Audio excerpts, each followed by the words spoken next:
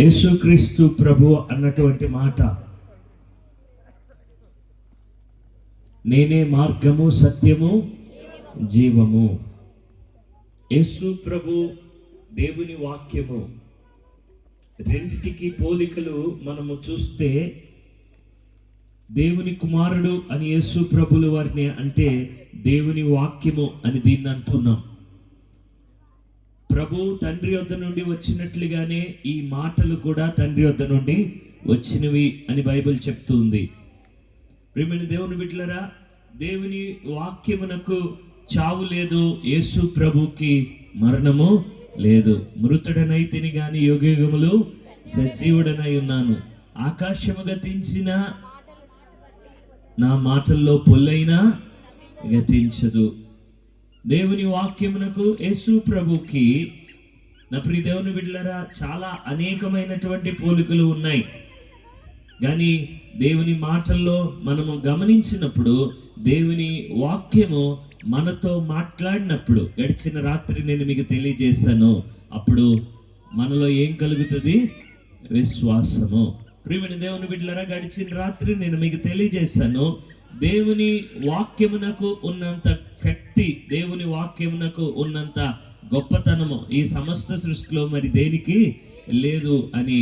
సొమ్మసిల్లిన వారికి బలమిచ్చేవాడు ఆయనే. సొమ్మసిల్లిన వారికి బలమిచ్చేది దేవుని యొక్క వాక్యమే. ప్రియమైన దేవుని బిడ్డలారా, బైబిల్ గ్రంథాలు తెచ్చినట్లయితే అందరూ బైబిల్ చేత పట్టుకుని ఈ పాట పాడదాం. వాక్యంలోనికి వెళ్లే ముందు మనమందరము కలిసి పాడుకుందాం. వాక్యమును యాకోబుకు తెలియజేసిన వాడని.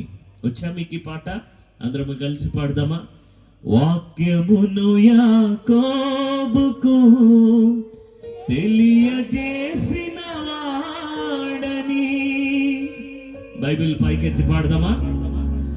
వాక్యమును యాకోబుకు తెలియజేసిన వాడని, ఏ జనముకి లాగునా చేసి ఉండలేదని, ఏ జనముకి లాగునా చేసి ఉండలేదని. దేవునికి స్తోత్రము గానము చేయుటయే మంచిది. మనమందరము స్తుతి గానము చేయుటయే మంచిది. గుండె చెదరిన వారిని బాగు చేయువాడని, గుండె చెదరిన వారిని బాగు చేయువాడని, వారి గాయములన్నీయు కట్టుచున్నవాడని, వారి గాయములన్నీయు కట్టుచున్నవా. చెప్తాం. దేవునికి స్తోత్రము గానము చేయుటయే మంచిది. మనమందరము స్తుతి గానము చేయుటయే మంచిది. హల్లెలూయా. వాక్యాన్ని పట్టుకుని వాక్యాన్ని ఇచ్చిన దేవునికి వందనాలు చెప్పడం వాక్యానికి వెళ్ళే ముందు మంచిది. నా చిన్నతనంలో జోషి గారు అని ఉండేవారు. ఆయన ప్రతి మీటింగ్లో కూడా వాక్యం చెప్పే ముందు ఎలాగైనా బైబిల్ ఎత్తి పాట పాడించేవారు. దీంట్లో ఒక అద్భుతమైనటువంటి విషయం ఉంది. అదేంటంటే, బైబిల్ తెచ్చుకున్న వారి చేతులన్నీ పైకి లేస్తాయి, తెచ్చుకొని వారి చేతులన్నీ కింద అలా నేలను పడిపోయి ఉంటాయి. ప్రియమైన దేవుని బిడ్డలారా, కాబట్టి గడిచిన రాత్రి చెప్పాను, బైబిల్ తెచ్చుకోవడం మన వ్యక్తిగతమైన బాధ్యత. పాస్టర్ గారు చదవరా మీరు మైక్లో అని అంటే చదువుతాను, కానీ వినేటప్పుడు దాన్ని బైబిల్లో చూడడము మన వ్యక్తిగతమైన బాధ్యత. అమ్మ నోట్లో ముద్ద పెడతాది కానీ నవలడము బాధ్యత. కాబట్టి ప్రియమైన దేవుని బిడ్డలారా, ఈ సమయంలో దేవుని వాక్యంలోనికి వెళ్దామా? ఇర్మియాకు రాసినటువంటి ఇర్మియా రాసినటువంటి ఆ గ్రంథము 18వ అధ్యాయము. ఇర్మియా గ్రంథము 18వ అధ్యాయము 18వ అధ్యాయము ప్రారంభ వచనం నుండి చూద్దాం. ప్రారంభ వచనం నుండి. యెహోవా యొద్ద నుండి యిర్మీయాకు ప్రత్యక్షమైన వాక్కు. ప్రియమైన దేవుని బిడ్డలారా, ఈ రోజు ఈ మామిడి పాలెం కరెక్టేనండి నేను చెప్పింది? మామిడి పాలెం లేకపోతే ఈ భీమిలి ప్రాంతంలో నేను మీ ఎదుట ఎలా ప్రత్యక్షమయ్యాను? నా శరీరంతో ప్రత్యక్షమయ్యాను. దేవుడు ఆత్మస్వరూపి, దేవుడు అదృశ్యుడు. అయితే ఆయన మానవులకి తను తాను ప్రత్యక్షపరుచుకున్నాడు. ఎలాగనట? ఆ దినములలో తన వాక్కు చేత ప్రత్యక్షమయ్యాడట. ప్రియమైన దేవుని బిడ్డలారా, దేవుడు తన వాక్యము చేత ప్రత్యక్షమవ్వడము సమూయేలు కాలములో అరుదట. ఏటట? అరుదట. దేవుడు మాట్లాడేవాడు కాదట. కారణం ఏంటంటే మనము గమనిస్తే వినేవాడు లేనప్పుడు దేవుడు తన వాక్కు చేత ప్రత్యక్షము కాడు. ఇప్పుడు మీరు అందరూ వింటున్నారు కాబట్టి మైక్ పట్టుకుని వాక్యం చెప్తున్నాను. నేను రాగానే మైక్ ఇవ్వగానే పాటలు అయిపోయినాయి కదా అని లేచి వెళ్ళిపోయారు అనుకోండి, నేను కూడా మైక్ ఇచ్చి రాజమండ్రి వెళ్ళిపోతాను. అంతే కదా? వినేవాడు లేకపోతే ఆఫ్టర్ ఆల్ మనిషిని, ప్రసంగికుణ్ణి నేనే మాట్లాడినే. వినేవాడు లేకపోతే దేవుడు ఎందుకు మాట్లాడతాడు? కాబట్టి ప్రియమైన దేవుని బిడ్డలారా, ఆ దినములలో దేవుడు మాట్లాడడం మానేశాడు. కారణము వినేవాడు లేడు. అయితే వినేవాడు ఒక్కడు దొరికాడు దేవునికి, బాలుడైన సమూయేలు. అదే అధ్యాయము ఆఖరి వచనములో ఉంటది, యెహోవా తన వాక్కు చేత సమూయేలుకు, ఎవరికి? వినేవాడికే, సమూయేలుకు ప్రత్యక్షమగుచు. నా ప్రియ దేవుని బిడ్డలారా, ఏలీ యాజకుడు, ఏలీ కుమారులు ఉన్నారు, అయ్యో చాలా మంది ఉన్నారు. అయితే దేవుడు మాత్రం ఎవరితో మాట్లాడుతున్నాడు? ఏలీతో మాట్లాడుతున్నాడా? లేదు, సమూయేలుతోటే మాట్లాడుతున్నాడు. కాబట్టి ప్రియమైన దేవుని బిడ్డలారా, ఈ రోజు వాక్యం వింటున్న వాళ్ళరా, ఈ రోజు దేవుడు మనతో మాట్లాడుతున్నాడు అని అంటే మనము ధన్యులము అని దాని అర్థం. ఆమేన్. లోకములో చాలా మంది ఉన్నారు, దేవుడు వారితో మాట్లాడడానికి ఇష్టపడడం లేదు. ఒకవేళ మాట్లాడినా వారు వినేవారిగా లేరు. కానీ ప్రియమైన దేవుని బిడ్డలారా, దేవుడు పదే పదే అన్నమాట ఏంటంటే చెవి గలవాడు వినుగాక. ఆయన ఆ కపెర్నహూములో అనేక అద్భుతములు చేసి అంటాడు, అయ్యో కపెర్నహూమా, కపెర్నహూమా, నీ మధ్య చేసినటువంటి అద్భుతాలు నేను తూరు సీదోను పట్టణముల్లో అన్యుల మధ్య చేసి ఉన్నట్లయితే వారు ఎప్పుడూ గోని పట్ట కట్టుకుని పశ్చాత్తపడి, అయ్యో ప్రభువా మా పాపములు క్షమించు అని దేవుని వైపు తిరిగి ఉండేవారు. ఎన్ని అద్భుతాలు చేశాను నీ మధ్య, ఎన్ని బోధలు చేశాను నీకు, అయినా నీలో ఏం లేదు? మార్పు లేదు. కాలము సమీపించినప్పుడు, సంపూర్ణమైనప్పుడు యేసు ప్రభు సంపూర్ణంగా ప్రత్యక్షమయ్యాడు, శరీరుడిగా ప్రత్యక్షమయ్యాడు. ప్రియమైన దేవుని బిడ్డలారా, ఆ ప్రత్యక్షతను ఈ రోజు మనము బైబిల్ గ్రంథము ద్వారా పొందుకుంటూ ఉన్నాం. దేవునికి స్తోత్రం. కాబట్టి దేవుని యొక్క ప్రత్యక్షతను మనకి ఇస్తున్నది ఏంటి? దేవుడు ఎవరో, ఆయన ఎట్టివాడో, ఆయన స్వభావం ఏంటో, ఆయన గుణ లక్షణాలు ఏంటో మనకి తెలియజేస్తున్నది ఏంటి? దేవుని వాక్యం. వాక్యం లేకపోతే మనకు దేవుడి గురించి ఏమీ తెలీదు. ఎందుకంటే ఎవరును దేవుని యొద్దకు చేరలేరు. ఆయనే తను తాను ప్రత్యక్షపరుచుకుంటాడు. అందుకే మనం ఆయన దగ్గరికి వెళ్ళి ఆయన్ని చూడలేము గనుక ఆయనే వచ్చి తను తాను ప్రత్యక్షపరుచుకుంటేనే గాని మనకి దేవుని యొక్క దర్శనము దొరకదు. అందుకే దేవుడు తన్ను తాను ప్రత్యక్షపరుచుకున్నాడు. ఆయన వాక్యము ద్వారా ప్రత్యక్షపరుచుకుంటూ యిర్మీయాతో ఇలా అంటున్నాడు. ప్రవక్త అంటే ఎవరు అనంటే దేవుని వాక్య ప్రత్యక్షతను అందుకుని ఆ వాక్య ప్రత్యక్షతను ప్రజలకి ఉన్నది ఉన్నట్లుగా ఇచ్చేవాడు ప్రవక్త. మధ్యలో ఆయన ఒక మధ్యవర్తిలాగా ఉన్నాడు. కాబట్టి ప్రత్యక్షపరిచిన వాడు దేవుడు, ప్రజలకి ఆ ప్రత్యక్షతను అందించేవాడు ప్రవక్త. యిర్మీయాతోటి దేవుడు అంటున్న మాట ఏంటి అనంటే, యెహోవా యొద్ద నుండి యిర్మీయాకు ప్రత్యక్షమైన వాక్కు. యిర్మీయా గ్రంథములో యిర్మీయాకు దేవుడు తన వాక్కు చేత ప్రత్యక్షమై యిర్మీయాతో అన్న మాట ఏంటి అనంటే, కుమ్మరి ఇంటికి పద. ఎవరింటికి? కుమ్మరి ఇంటికి. కుమ్మరివాడు తెలుసు కదా మీకు, ఏం చేస్తాడు? బిందులు చేస్తాడు, కుండలు చేస్తాడా?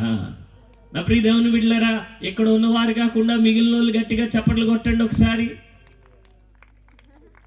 ఇక్కడే ఉన్న వాళ్ళు గట్టిగా చప్పట్లు కొట్టండి. మంచిది. మధ్య మధ్యలో నేను మిమ్మల్ని ఎటువైపు అయినా వెళ్ళిపోయారేమో అని పరీక్షిస్తూ ఉంటాను. కాబట్టి జాగ్రత్తగా వినండి. ఇది 2వ దినము, రేపు ఆఖరి దినము. ఇక 2 దినాలే ఉన్నాయి. వీలైనంత మటుకు మీకు ఈ వాక్యాన్ని ప్రభు చెప్పినటువంటి మాటల్ని మీ ముందు ఉంచి నేను వెళ్ళడానికి ప్రయత్నం చేస్తాను. ప్రభు నాకు సహాయం దయచేయును గాక. ప్రియమైన దేవుని బిడ్డలారా, ఇర్మియాకు ప్రత్యక్షమై దేవుడు అన్నాడు కుమ్మరి ఇంటికి పోదా అన్నాడు. ప్రియమైన దేవుని బిడ్డలారా, ఈ దేవుడు మాట్లాడే దేవుడు. ఏ దేవుడు ఈ దేవుడు? మోగు దేవుడు కాదు. నేను మధ్యలో వస్తూ ఉన్నాను, హోటల్లో పెట్టారు నన్ను, ఆ రూమ్లో నుంచి కారెక్కి వస్తూ ఉన్నాను, మధ్యలో కొంతమంది కనిపించారు. అయితే వారెవరు మాట్లాడేవారుగా నాకు అనిపించలేదు. అప్పుడు ఈ దేవుని బిడ్డలారా, కానీ ఈ దేవుడు నేను బైబిల్ తీస్తే నాతో మాట్లాడతాడు. దేవునికి స్తోత్రం. ఈ దేవుడు మాట్లాడే దేవుడు. ఇందాక తమ్ముడు అంటున్నాడు స్వరూప్, దేవుడు నా కష్టకాలంలో నాతో మాట్లాడాడు. ఏమని? నేనే మార్గము సత్యము ఈ దేవుడు ఏ దేవుడు అని అంటే, ఈ దేవుడు మోగ దేవుడు కాదు, ఈ దేవుడు మాట్లాడే దేవుడు. ఈ దేవుడు నీ కష్టంలో మాట్లాడతాడు. గడిచిన దినాన్ని చెప్పాను, సొమ్మసిల్లిపోయినప్పుడు ఆయన నీతో మాట్లాడతాడు. గడిచిన దినాన్ని చెప్పాను, సొమ్మసిల్లిన వారికి బలం ఇచ్చేవాడు ఆయనే. ఆయన మాట్లాడితే చాలు బలం వచ్చేస్తుంది. దేవునికి స్తోత్రం. ఆయన మాట సెలవిస్తే చిన్నది లేచి కూర్చుంది. ప్రియులరా, చిన్నదానా లే అని అనగానే, లాజరు బయటికి రా అని అనగానే లాజరు చచ్చిపోయాడు కానీ బయటకు వచ్చేసాడు. ప్రియులరా, ఆయన మాట సెలవిస్తే శూన్యంలో సృష్టి కలిగింది. ప్రియులరా, ఆయన మాట అంటే ఏమనుకుంటున్నారు? మామూలుది కాదు ఆయన మాట అంటే. అందుకే ఆయన మాట్లాడేటప్పుడు ఒళ్ళు దగ్గర పెట్టుకుని వినాలి, చాలా గౌరవభావంతో వినాలి. ఆ మాటల్ని చాలా ఘనపరుస్తూ ఉండాలి.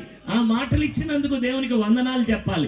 ఆ మాటలు బట్టి మనం దేవుని స్తుతించాలి. ఎందుకనంటే దేవుడు మనతో మాట్లాడటము అందరికీ వచ్చినటువంటి భాగ్యము కాదు. ఒకప్పుడు ఇశ్రాయేలీలకు మాత్రమే ఉందట ఈ భాగ్యము. యాకోబుకు తెలియజేసిన వాడని వాక్యాన్ని మొదట ఎవరికి ఇచ్చాడు? దేవుడు ఇశ్రాయేలీలకే ఇచ్చాడు. కానీ ఈ అంత్య దినముల యందు దేవుడు తన వాక్యాన్ని మన అందరికీ ఇచ్చినందుకు చప్పట్లు కొట్టి ఒకసారి దేవుని నామానికి వందనాలు చెప్దామా? హల్లెలూయా. వందనాలు నాయనా అని చెప్పండి. వందనాలు నాయనా, నీ మాటలు నాకు ఇచ్చినందుకు వందనాలు. నా మటుకు నేను అంటాను ప్రియులరా, ఈ వాక్యం లేకపోతే, ఈ బైబిల్ లేకపోతే నేను ఎప్పుడో చచ్చిపోయి ఉండేవాడిని. రక్షింపబడిన తర్వాత కూడా రక్షింపబడిన విశ్వాసికి ఎన్నో కష్టాలు శ్రమలు వచ్చినప్పుడు వారిని ఆదరించేది, బలపరిచేది, స్వస్థపరిచేది, వెన్ను తట్టి ప్రోత్సహించేది నా ప్రియ దేవుని బిడ్డలారా దేవుని వాక్యమే. ఎన్నో మార్లు ఈ వాక్యముతో దేవుడు నాతో మాట్లాడాడు, నాకు ధైర్యం వచ్చింది. ఎన్నో మార్లు కృంగినప్పుడు దేవుడు నాతో మాట్లాడాడు, నాకు నిరీక్షణ కలిగింది. నా ప్రియ దేవుని బిడ్డలారా, దేవుని వాక్యం ఎంత గొప్పది. నా ప్రియ దేవుని బిడ్డలారా, అయితే ఇర్మియాకు ప్రత్యక్షమై ఆయన అన్నమాట ఏంటంటే కుమ్మరి ఇంటికి పోదా. ఈ దేవుడు మాట్లాడేవాడు మాత్రమే కాదు ప్రియులరా, అర్థమయ్యేటట్లుగా మాట్లాడతాడు. దేవునికి స్తోత్రం. డాక్టర్లు పేషెంట్లతో మాట్లాడతారు. రీసెంట్గా మా చర్చిలో ఒక తమ్ముడు డాక్టర్ స్పర్జన్ అని వాళ్ళ నాన్నగారికి క్యాన్సర్ వచ్చింది. రాజమండ్రి హాస్పిటల్లో పెట్టారు. వెళ్ళినప్పుడు ఆ డాక్టర్ గారు చెప్తున్నటువంటి ఆ భాష, ఆ మెడికల్ టెర్మినాలజీ, ప్రియ దేవుని బిడ్డలారా, క్యాన్సర్ని డైరెక్ట్ క్యాన్సర్ అనుకుంటా ఆ మెడికల్ భాష ఉంటుంది. ఒక్కొక్క అవయవానికి వచ్చినప్పుడు దానికి ఒక పేరు ఉంటుంది. ఆ పేరు చెప్పినప్పుడు ఆయన తండ్రికి ఏం అర్థం కాలేదంటే ఆయనకి క్యాన్సర్ వచ్చింది అన్న విషయము అర్థం కాకుండా ఈ కొడుకును డాక్టర్ గారు మాట్లాడేసుకుంటున్నారు. కానీ తండ్రికి తెలీదు క్యాన్సర్ వచ్చిందని. నా ప్రియ దేవుని బిడ్డలారా, డాక్టర్లు మాట్లాడితే వారు జ్ఞానులు కాబట్టి పేషెంట్లకి అంత జ్ఞానం లేనందున డాక్టర్ మాటలు ఏమవ్వవు, అర్థం కావు. మరి డాక్టర్ మాటలే అర్థం కాకపోతే, శాస్త్రవేత్తల మాటలే అర్థం కాకపోతే, భూలోకంలో జ్ఞానుల మాటలే అర్థం కాకపోతే, సర్వజ్ఞాని అయినటువంటి దేవుడు ఆయన మాట్లాడితే మనకు అర్థం అవడం ఏంటి? ఇది విచిత్రం కదా. ఇది కూడా గొప్ప ఆశ్చర్యమే కదా. దేవుడు మాట్లాడడం మాత్రమే కాదు ప్రియులరా, మనకి అర్థమయ్యేటట్లుగా, పామరులకు కూడా అర్థమయ్యేటట్లుగా మాట్లాడాడు. దేవునికి మహిమ కలుగును గాక. ఎందుకు కుమ్మరి ఇంటికి వెళ్ళమంటున్నాడు? కుమ్మరి ఇల్లు ఏమన్నా చర్చా? కుమ్మరి ఇల్లు ఏమన్నా మందిరమా? కుమ్మరి వాని ఇంటికి ఎందుకు వెళ్ళమంటున్నాడు? అర్థమయ్యేటట్లుగా మాట్లాడడానికి. దేవుడు ఎప్పుడు మాట్లాడినా ఎలా మాట్లాడతాడు? నా సహోదరి కుమార్తె స్కూల్కి వెళ్ళినప్పుడు స్కూల్ దగ్గర నుంచి పోలీస్ స్టేషన్ తీసుకెళ్లారని చెప్పారు. ఎల్కేజీ యూకేజీ చదువుతున్నటువంటి దినాల్లో నేను కంగారు పడి అన్నాను, చిన్నపిల్లని పోలీస్ స్టేషన్కి ఎందుకు తీసుకెళ్ళింది టీచర్ అని అంటే, పోలీసుడు ఎలా ఉంటాడో పుస్తకంలో చూపిస్తే సరిగ్గా అర్థం కాదనంట. పోలీస్ స్టేషన్ తీసుకెళ్ళి ఒంటి మీద యూనిఫామ్ ఉంటుంది, చేతిలో లాఠీ ఉంటుంది, నెత్తి మీద టోపీ ఉంటుంది. ఇప్పుడు అర్థమైందా పోలీసుడు ఎలా ఉంటాడో అన్నది? చెప్పండి ప్రియులరా, పుస్తకంలో చూపించి చెప్తే బాగా అర్థమవుతుందా? స్టేషన్ తీసుకెళ్ళి చూపిస్తే బాగా అర్థమవుతుందా? మంచి టీచరే అంటారా? మరి యేసు ప్రభు కానీ ఆ దేవాది దేవుడు కానీ ఎంత మంచి బోధకుడో, దేవునికి స్తోత్రం. అందుకే పౌలు అంటాడు, ఈ విషయాల్ని నువ్వు జ్ఞానులకి నువ్వు మరుగు చేసి అజ్ఞానులకు బయలుపరిచావు నాయనా, నీకు స్తోత్రం. హల్లెలూయా.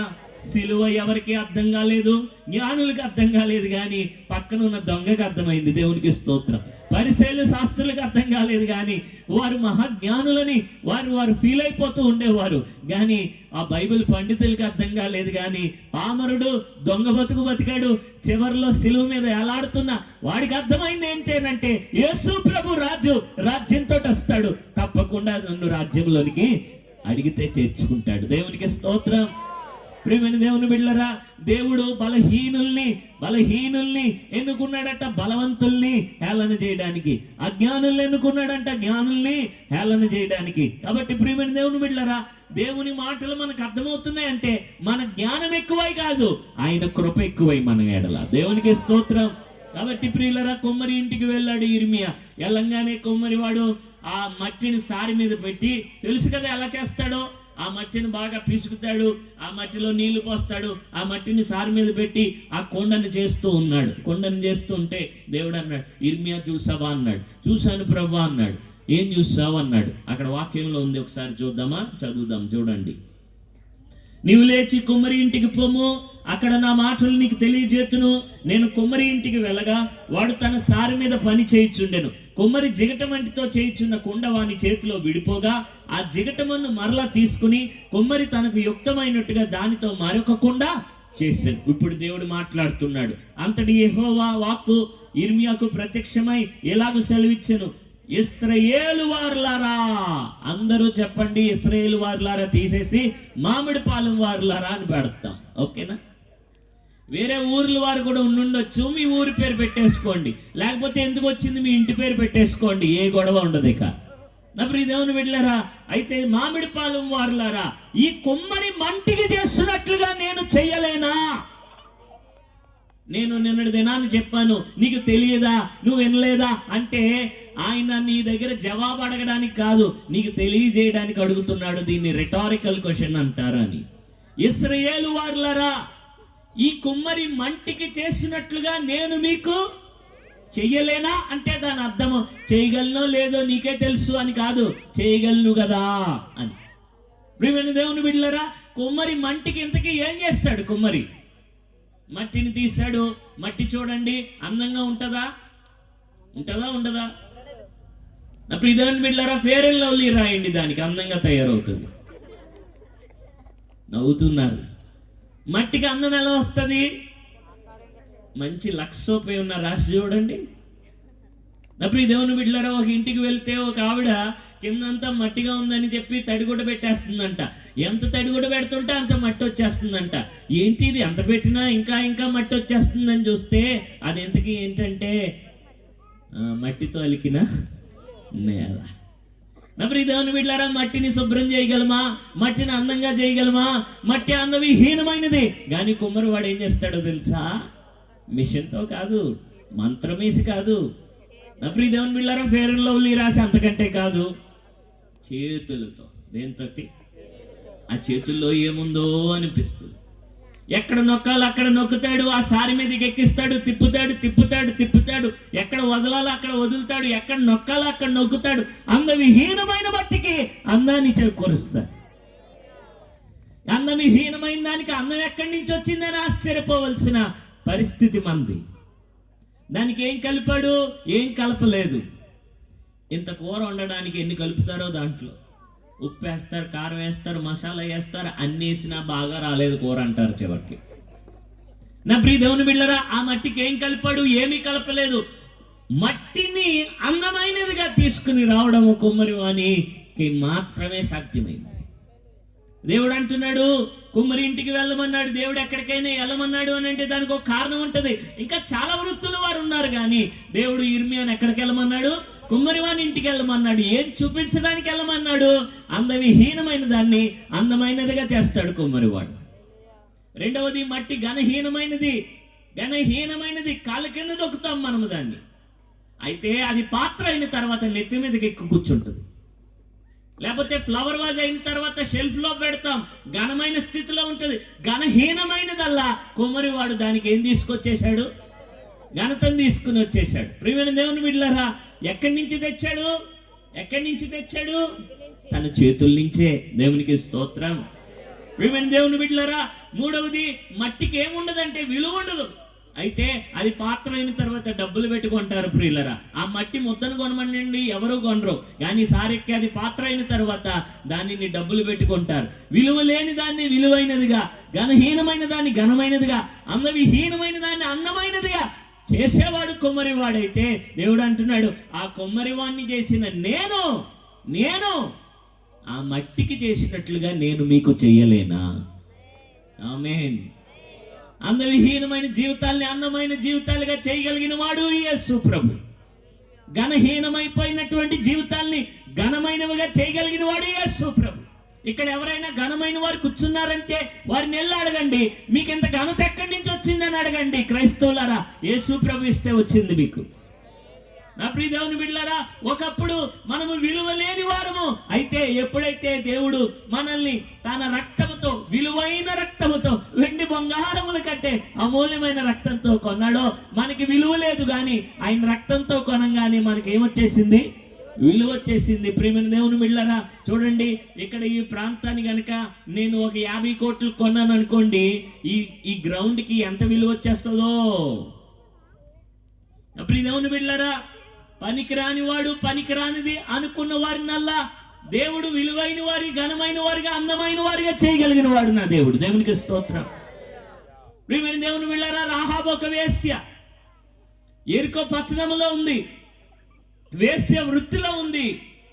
చూస్తే జీవితంలో అందమంతా పోయింది, కంపు మాత్రం మిగిలింది. వ్యభిచారపు కంపు కొడుతుంది. పాపపు వాసన, దుర్వాసన, దాని యొక్క ప్రతిఫలము మరణము. యెరికో పట్టణస్థులందరూ మరణించాలి. ఆ పట్టణంలో ఏది మిగలకూడదు. దేవుడు అన్నాడు, ఆ పట్టణంలో బంగారం గాని వెండి గాని ఏది తెచ్చుకోవద్దు, కాల్చిపడేయండి ఆ పట్టణాన్ని. ఆ పట్టణము మరణము కొరకే ఎదురు చూస్తున్నట్లుగా ఉంది. ఆ పట్టణంలో పుట్టింది. ఆ పట్టణమే పాపిష్టి పట్టణం అయితే ఆ పట్టణంలో ఇంకా భయంకరమైన వృత్తిలో ఉంది. ఆ రాహాబ్ అనే వేశ్య యెహోవా గురించి విన్నది ప్రియులరా.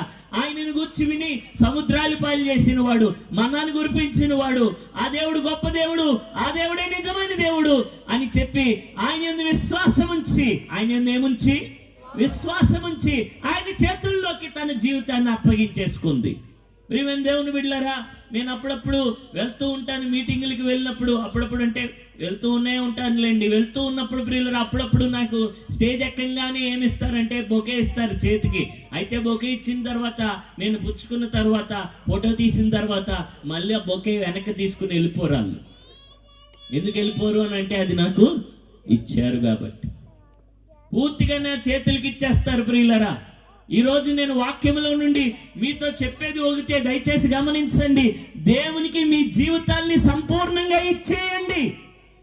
ఎంత అందవిహీనమైనదైనా, ఎంత ఘోరమైనదైనా, ఎంత ఘనహీనమైనదైనా, ఎంత విలువ లేనిదైనా విలువైనదిగా, ఘనమైనదిగా, అందమైనదిగా చేయగలిగిన వాడు నా దేవుడు.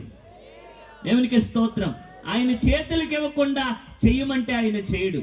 ఆయన చేతులకు అప్పగించుకోకుండా నువ్వు చేసేయంటే చేయడు. నీ జీవితం నీ చేతుల్లోనే పెట్టుకుని ఇది అందమైనది అయిపోవాలి, ఇది విలువైనది అయిపోవాలి, ఇది ఘనమైనది అయిపోవాలంటే ఎలాగవుతుంది? ప్రయాసపడి భారం మోయిచున్న సమస్త జనులారా నా యొద్దకు రండి అన్నాడా? మీటింగ్కి రండి అన్నాడా? అంటే మీటింగ్కి రావద్దనా? మీటింగ్కి వస్తారు కానీ ఎన్ని మీటింగులకు వెళ్ళినా ఆయన చేతుల్లోకి రారు కొంతమంది. అట్టి వారికి చెప్తున్నాను, దయచేసి నా చేతులు జోడించి, ఎంతకాలము వాక్యం వింటావు? నీకు దేవుని చేతుల్లోనికి రావడానికి ఏది అడ్డం వస్తుంది? నీకు ఎందుకు అటువంటి అవిశ్వాసము? రాహాబు ఒక వేశ్య తన జీవితాన్ని దేవుని చేతులకు అప్పగించుకోగానే ఏమైపోయింది తన జీవితం? ఒక వేశ్య జీవితం ఏమైపోయింది? మరణం నుంచి తప్పించబడ్డం మాత్రమేనా? కేవలం రక్షణ మాత్రమే పొందిందా? యేసుక్రీస్తు వంశావళిలో ఆవిడ పేరు కనబడుతుంది. దేవునికి స్తోత్రం. కేవలం మరణం నుంచి తప్పించబడ్డం మాత్రమేనా? కాదు. దావీదుకి ముత్తనానమ్మ అయింది, ఆఖరికి యేసు ప్రభుకు కూడా ముత్తనానమ్మ అయి కూర్చుంది. రాహాబు వేసి ఎక్కడ? యేసు ప్రభు వంశావళి ఎక్కడ?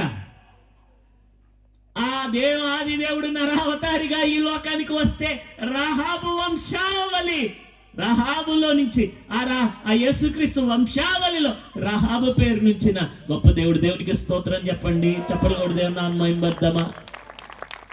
వేశ్య బ్రతుకుని ఏం చేశాడు దేవుడు? దానికి విలువ లేదు కానీ విలువ వచ్చింది. ఘనహీనమైన స్థితిలో ఉంది, ఘనత వచ్చింది. ఏమాత్రం అందం లేదు, గొప్ప అందం వచ్చింది ఆ జీవితానికి. అంత మాత్రమేనా? హెబ్రీయులకు రాసిన పత్రిక 11వ అధ్యాయంలో తీకండి నా వంక మాత్రం చూడండి. మీకు తెలుసు దాంట్లో విశ్వాస వీరులు ఉంటారు. ఎవరుంటారు? వీరులు. బైబిల్ చెప్తుంది they are champions of faith, they are heroes of faith. Heroes వాళ్ళు. ఎవరు వాళ్ళు?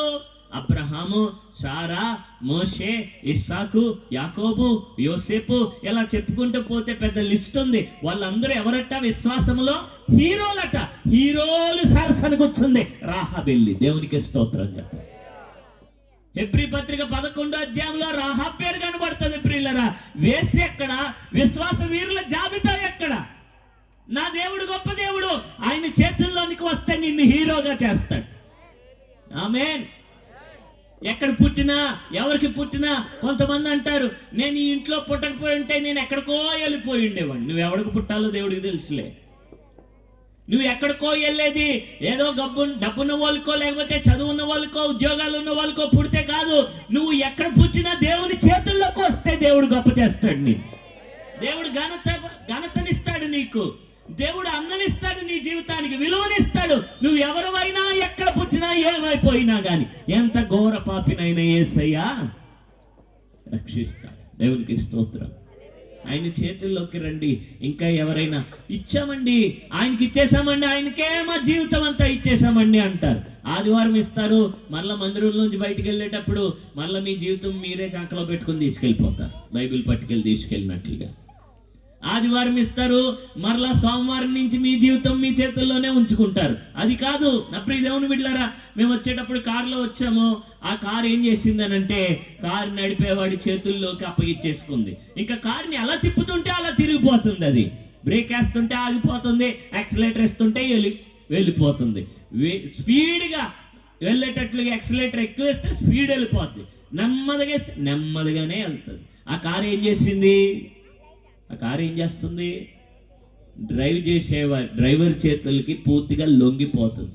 నా ప్రియ దేవుని బిడ్డలారా, మీ జీవితాలు కూడా ఆ యేసు ప్రభు డ్రైవ్ చేస్తే చాలా బాగుంటుంది.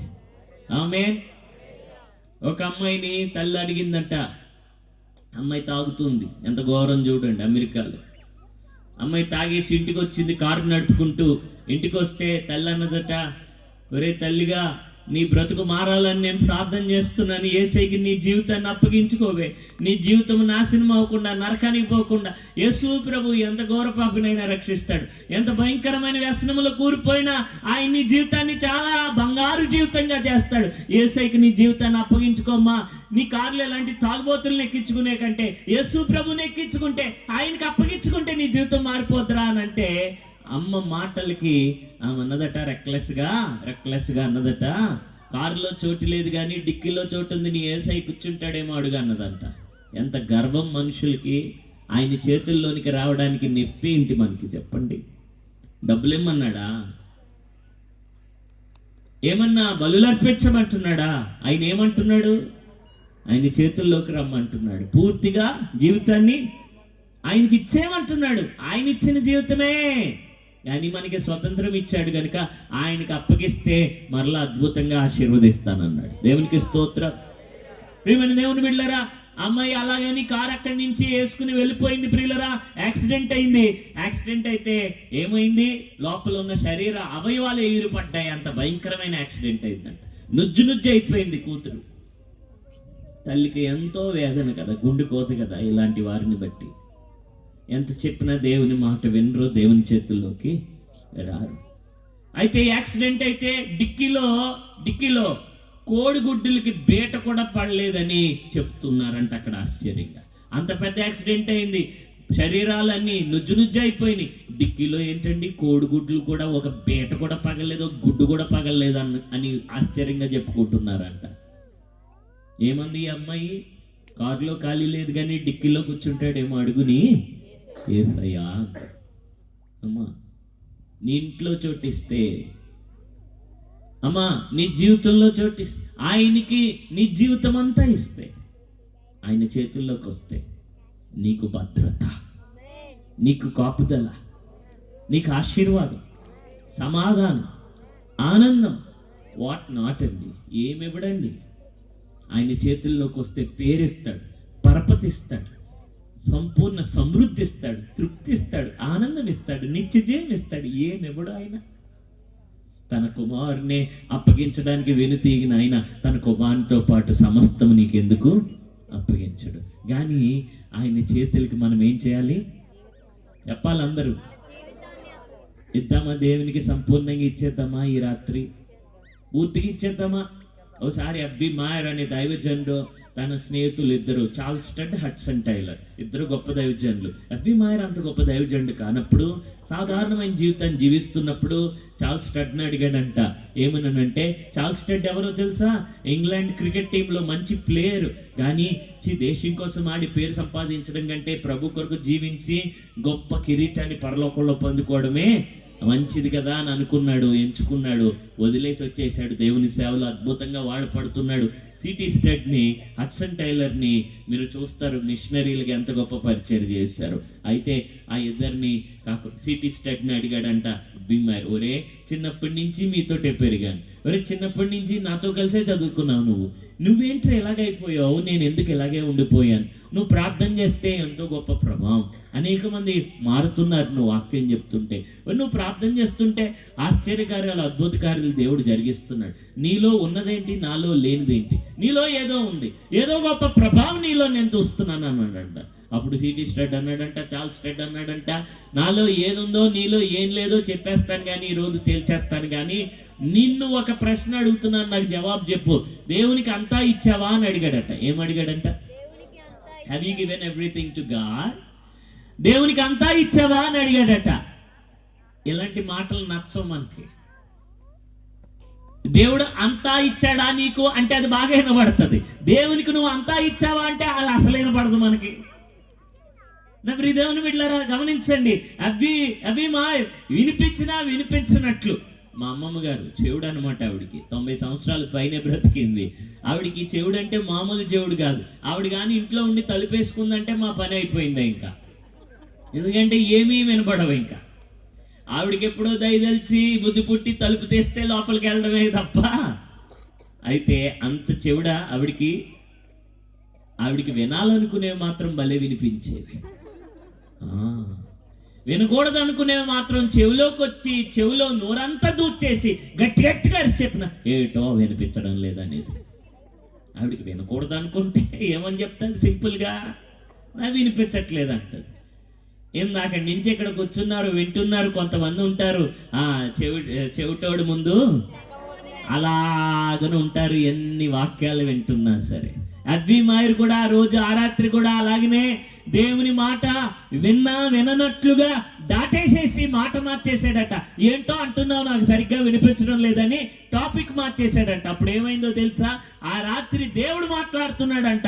అంతా ఇచ్చావా, అంతా ఇచ్చావా, అంతా ఇచ్చావా అంటే నిద్ర పట్టక లేచి, నా ప్రియ దేవుని బిడ్డలారా, వెంటనే మోకరించి తన చేతుల్లో తాళపు చెవులు గుర్తుంటే ఆ గుత్తెల దోశల్లో పట్టుకుని ఆ ప్రభు ఎదుట మోకరించిన వాడికి ఎలా చెప్పాడంట, ఏమనంటే, ప్రభువా ఈ తాళపు చెవుల గుర్తులో అన్ని తాళపు చెవులు ఉన్నట్లుగా నా హృదయంలో ఉన్న అన్ని గదులకి నీకు నేను ప్రవేశం ఇచ్చేస్తున్నాను, నా జీవితం అంతా ఇచ్చేస్తున్నాను, నా హృదయం అంతా ఇచ్చేస్తున్నాను, తీసుకో ప్రభువా అని అంటే యేసు ప్రభు నిజంగా వచ్చాడంట ఆ రోజు గదిలోకి. వచ్చి ఇవ్వి అబ్బాయి అన్నాడంట. ఏంటయ్యి? తాళపు చెవులు. ఇవి అనంటే భయపడుతూనే ఆ తాళపు చెవులు గుర్తు యేసు ప్రభు చేతుల్లో పెట్టాడంట. పెడితే యేసు ప్రభు ఆ తాళపు చెవులు గుర్తుని 2 సార్లు ఇలా ఎగరేసి పట్టుకుని అడిగాడంట, దీంట్లో అన్నీ ఉన్నాయా అని అడిగాడట. మనమైతే ఏమనుకుంటామంటే, అమ్మ బాబోయ్ అన్ని ఇచ్చేసింది ఆ తల్లి, అన్ని ఇచ్చేశాడు ఆ పాస్టర్ గారు, అమ్మో ఎంత ఇచ్చేశాడు అనుకుంటాం. కానీ దేవుడు అలా కాదు. దేవుడు ప్రతి చిన్నది చూస్తాడు. ఆమేన్. ప్రతి చిన్నది చూస్తాడు. మనలో కొంతమంది ఇంకా కొన్ని ఇవ్వలేదు దేవునికి. ఇచ్చేదాకా దేవుడు తలుపులు. అప్పుడు ఈ దేవుని బిడ్డలారా గమనించండి, ఆ రోజు భీమాయర్ అన్నాడంట, అన్ని ఇచ్చాను అన్నాడంట.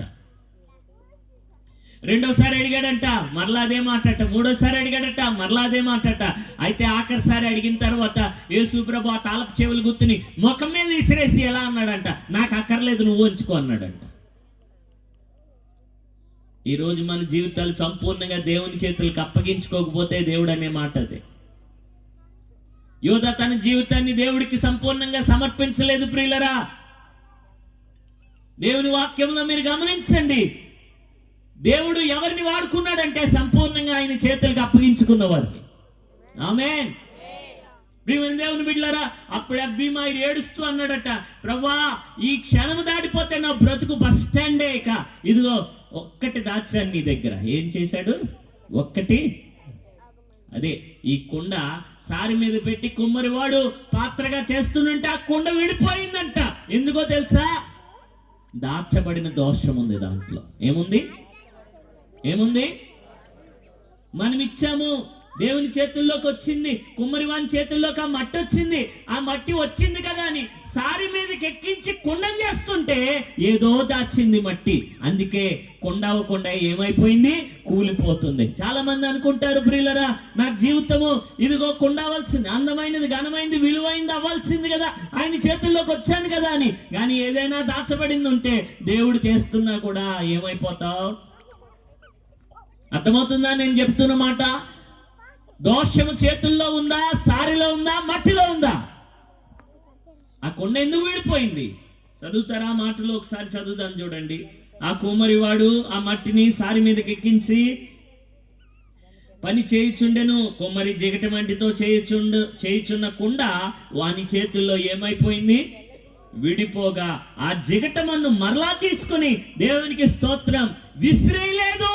దేవునికి స్తోత్రం చెప్పండి. విడిపోతే ఏం చేయాలి? మాట వినకపోతే ఏం చేయాలి? దేవుడు మనల్ని విసిరేయాలి. దేవునికి ఎన్నో వందనాలు. మనం రక్షింపబడిన దినము నుంచి ఎన్నో సార్లు దేవుని మాట వినలేదు ప్రియులరా, గాని విసిరేయక దేవుడు కృప చూపించాడు మన ఎడల. దేవునికి స్తోత్రం. హల్లెలూయా. మరలా తీసాడట. తీసి ఇదిగో దాచబడిన దోషం ఏదో ఉంది మట్లో అని ఆ దోషాన్ని వెతికి ఆ దోషాన్ని తీసి విసిరి పడేసి మట్టిని మాత్రం విసిరేయకుండా సారి మీదకి ఎక్కించాడట. దేవునికి స్తోత్రం. నా యేసయ్య మంచి యేసయ్య, నా యేసయ్య గొప్ప యేసయ్య. నాలో ఉన్న దోషాన్ని విసిరేస్తాడు గాని నన్ను విసిరేయక నన్ను గట్టిగా పట్టుకున్నందుకు దేవునికి మహిమ కలుగును గాక.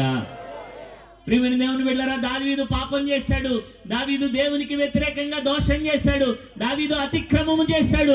అయితే దావీదు దేవుడు విసిరేయలేదు ప్రియులరా, నాతాన్ని పంపించాడు. దావీదుకి ఛాన్స్ ఇచ్చాడు. దాచబడిన దోషాన్ని బయటికి తీసి దేవుని దగ్గర ఒప్పుకుంటావా, లేకపోతే దాచబడిన దోషముతోటే నశించిపోతావా సౌలులాగా? దావీదు వెంటనే అంటాడు, అయ్యా అయ్యా నేను పాపం చేశాను, నేను పాపము చేశాను, కేవలము నీకు విరోధంగా నేను పాపము చేశాను. నేను బెత్షెబా జీవితాన్ని నాశనం చేశాను, నేను ఊరియా జీవితాన్ని నాశనం చేశాను, ఇదిగో ఊరియా కుటుంబాన్ని పాడు చేశాను అనరాలే, నేను నీకు విరోధంగా పాపం చేశాను. దాచబడిన దోషాలుంటే ప్రియులరా, మనం ఎవరిని బాధ పెడుతున్నావు అంటే దేవుని బాధ పెడుతున్నాం. నీ జీవితంలో దాచబడింది ఏదైనా ఉందా? కొంతమందిలో గర్వం ఉంటుంది, లోపల ఉంటుంది, అది ఎవ్వరికి కనిపించదు బయటికి. అది టైం వచ్చినప్పుడు బయట పెడతారు దాన్ని. కొంతమందిలో అసూయ ఉంటుంది, కొంతమందిలో కామ కోరికలు, వ్యభిచారపు ఆలోచనలు. అయ్యో అయ్యో బయటికి చూస్తే ఎంత పరిశుద్ధంగా ఉంటారు వాళ్ళు, బయటికి praise the Lord brother, praise the Lord sister అని అంటారు. మీటింగ్లు వచ్చినప్పుడు, మందిరాలకు వచ్చినప్పుడు వారి హావభావాలు కానీ వారి ప్రవర్తన కానీ చూస్తే వారిలో ఆ దోషము దాచబడి ఉందని ఎవ్వరూ గుర్తించలేరు. కానీ గుర్తుపెట్టుకోండి, ఆయన ముఖ కాంతిలో మన రహస్య పాపాలు, అతిక్రమను దాచిపెట్టువాడు వర్ధిల్లడు, దానిని ఒప్పుకొని విడిచిపెట్టువాడు కనికరము. దేవునికి స్తోత్రం. ప్రియమైన దేవుని బిడ్డలారా, దాచబడిన దోషం ఏదైనా ఉందా? అభిమాయరాన్ని వెంటనే ఒప్పుకున్నాడు. ఒకటి దాచాను ప్రభువా, నీకు ఇవ్వకుండా ఒకటి దాచాను, దాన్ని ఒప్పుకుంటున్నాను నీ దగ్గర అంటే వెంటనే దేవుడు ఏం చేశాడో తెలుసా?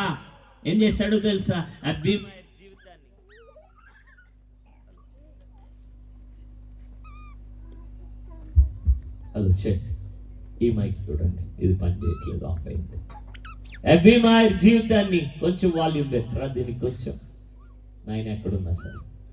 అభిమాయర్ జీవితాన్ని ప్రియమైన దేవుని బిడ్డలారా ఆయన చేతుల్లోకి తీసుకుని అభిమాయర్ జీవితాన్ని అద్భుతమైన జీవితముగా చేశాడు. ఇప్పుడు ప్రపంచ ప్రసిద్ధిగాంచిన దైవజండ అయ్యాడు. అభిమాయర్ ఎంత గొప్ప దైవజండ అయ్యాడో ఎన్ని గొప్ప పుస్తకాలు రాస్తాడు. అలా వచ్చే మంచిది వినబడుతుందా మీకు ప్రియమైన దేవుని బిడ్డలారా?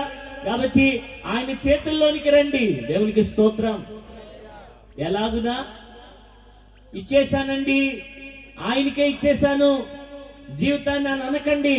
దేవుడు మనకి తన కుమారుని ఇచ్చాడు. సగం ఇచ్చాడా, సంపూర్ణంగా ఇచ్చాడా? దేవుడు మనకి తన రక్తం ఇచ్చాడు. పూర్తిగా ఇచ్చాడా, ఒక చుక్కైనా దాచుకున్నాడా? మన జీవితంలో ఒక్కటి కూడా మనము దేవునికి ఇవ్వకుండా, దాచుకోకుండా సమస్తాన్ని ఆయనకి అప్పగిద్దాం. మన కుటుంబం ఆయనకి ఇద్దాం, మన ఉద్యోగ జీవితాన్ని ఆయనకి అప్పగిద్దాం. మన భక్తి జీవితం మాత్రమే కాదు, మన ఆదివారాలే కాదు, సోమవారం నుంచి శనివారాలు కూడా ఆయన చేతులకి అప్పగిద్దాం. పూర్తిగా మన జీవితాలు ఆయనకి అప్పగిద్దాం. ప్రేమైన దేవుని బిడ్డలారా, దేవుని చేతులకి అప్పగించిన వారి జీవితాలు ఎంతో ఆశీర్వదింపబడతాయి. నేను మొన్న కర్నూలులో గిడియన్స్ స్టేట్ కాన్ఫరెన్స్ కి వాక్యం చెప్పడానికి వెళ్ళాను. కర్నూలులో జరిగింది, యాన్యువల్ గా సంవత్సరానికి ఒకసారి జరుగుతుంది. అక్కడ వైజాగ్ నుంచి ఒక ఆయన వచ్చారు. ఆయన ఒక బ్రాహ్మణ్ కుటుంబానికి చెందిన ఆయన. కొంచెం రీబబ్ వస్తుంది, అది ఆఫ్ చేయండి ఆయన. దాంట్లో ఎఫెక్ట్స్ ఉంటాయి చూడండి, దాంట్లో ఆఫ్ చేసేస్తే సరిపోతుంది.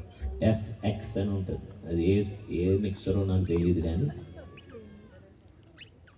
నా ప్రియ దేవుని బిడ్డలారా వినండి, మీకు స్పష్టత ఉంది కదా. కాసేపు వాళ్ళు అవి సెట్ చేసేదాకా మీరు వినగలుగుతున్నారు కదా, డిస్టర్బ్ అవ్వకండి మధ్యలో, వాక్యం మధ్యలో. అయితే ఆయన ఆ గిడియన్ కాన్ఫరెన్స్ లో నేను వాక్యం చెప్పే ముందు ఆయన సాక్ష్యం చెప్పాడు. ఒక బ్రాహ్మణ్ కుటుంబం నుంచి వచ్చిన వాడు వైజాగ్ లో ఒక ఉన్నతమైన కంపెనీతో ఉన్నతమైన పోస్ట్ లో ఉన్నాడు. ఇంక కంపెనీ యొక్క ఆర్థిక లావాదేవీలన్నీ ఆయనే చూసుకుంటాడు. బాగా డబ్బులు, పెద్ద జీతం, అబ్బో పెద్ద ఆ కుటుంబము, స్నేహితులు, బంధువులు సంతోషంగా సాగిపోతుందట జీవితం. ఆ సమయంలో ఈయనకి ఎందుకో డబ్బాష పుట్టింది. డబ్బాష పుట్టి కంపెనీకి సంబంధించిన డబ్బుని ఆర్థిక నేరము అని అంటారు. అంటే ఎవ్వరికి తెలియకుండా లెక్కల్ని తారుమారు చేసి డబ్బంతా ఆయన అకౌంట్ లోకి పంపించుకున్నాడు. ఆర్థిక నేరానికి పాల్పడితే, ఇదిగో ప్రియమైన దేవుని బిడ్డలారా, నరహత్యకి ఎంత గొప్ప శిక్ష, ఆర్థిక నేరానికి కూడా భారతదేశంలో అంతే గొప్ప శిక్ష ఉంటుంది. మీకు తెలుసు సత్యం రామలింగరాజు గారిని ఏం చేశారు అన్నది. కాబట్టి ప్రియమైన దేవుని బిడ్డలారా, అయితే ఆ విషయం బయటికి పొక్కింది, అందరికీ తెలిసింది. ఈయన మీద కేసు పెట్టారు, ఈయన్ని జైల్లో పెట్టారు. అప్పుడు దాకా ఈయన కూడా తిరిగిన బంధువులు, స్నేహితులు అందరూ ఒకేసారి ఈయన విడిచిపెట్టేశారు. విడిచిపెట్టేసి కనీసము నాన్నవారు లేకుండా ఒంటరివాడు అయిపోయాడు. ప్రియులరా, ఉద్యోగం లేదు, పేరు లేదు, అందరూ అసహించుకుంటున్నారు. దరిద్రం కూడాను, వీడు ముఖం చూడడం అని అనుకుంటున్నారట. జైల్లో ఉన్నాడు, ఒక్కడే ఉన్నాడు. అయితే బెయిల్ ఎప్పుడు వస్తుందా అని ఎదురు చూసేవాడట. ఎందుకంటే బయటికి రావడానికి కాదట, బయటకు వచ్చాక ఉరేసుకుని చచ్చిపోదామని. ఎందుకు ఈ బతికే కంటే లోపల చచ్చిపోవడానికి కుదరదు. కాబట్టి జైల్లో చచ్చిపోవడానికి కుదరదు. కాబట్టి బయటికి వెళ్తే చచ్చిపోవచ్చు అని చెప్పి బెయిల్ కోసం ఎదురు చూసేవాడట.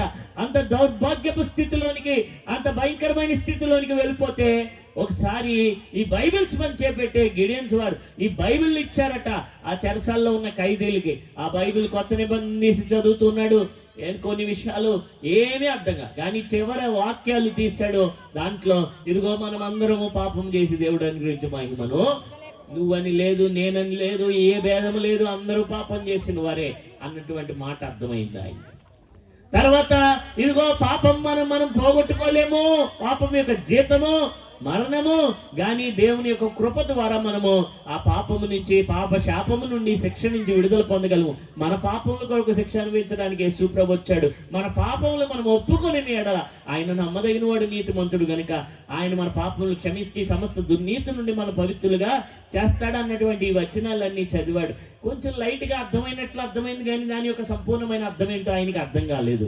ఎందుకంటే అన్యుడు ఎప్పుడు బైబిల్ చదివినా మా నాన్న పోలేదు. కాబట్టి బయలుచ్చింది, బయటకు వచ్చాడు, కానీ ఎవ్వరు దగ్గర రావడం లేదు. ఉద్యోగము అస్సలు ఎవరెవరు, ఎందుకనంటే వీడు డబ్బులు దొబ్బేసేవాడు అని తెలిసినప్పుడు ఏ కంపెనీ వారు ఆయనకి ఉద్యోగము ఇవ్వడం లేదు.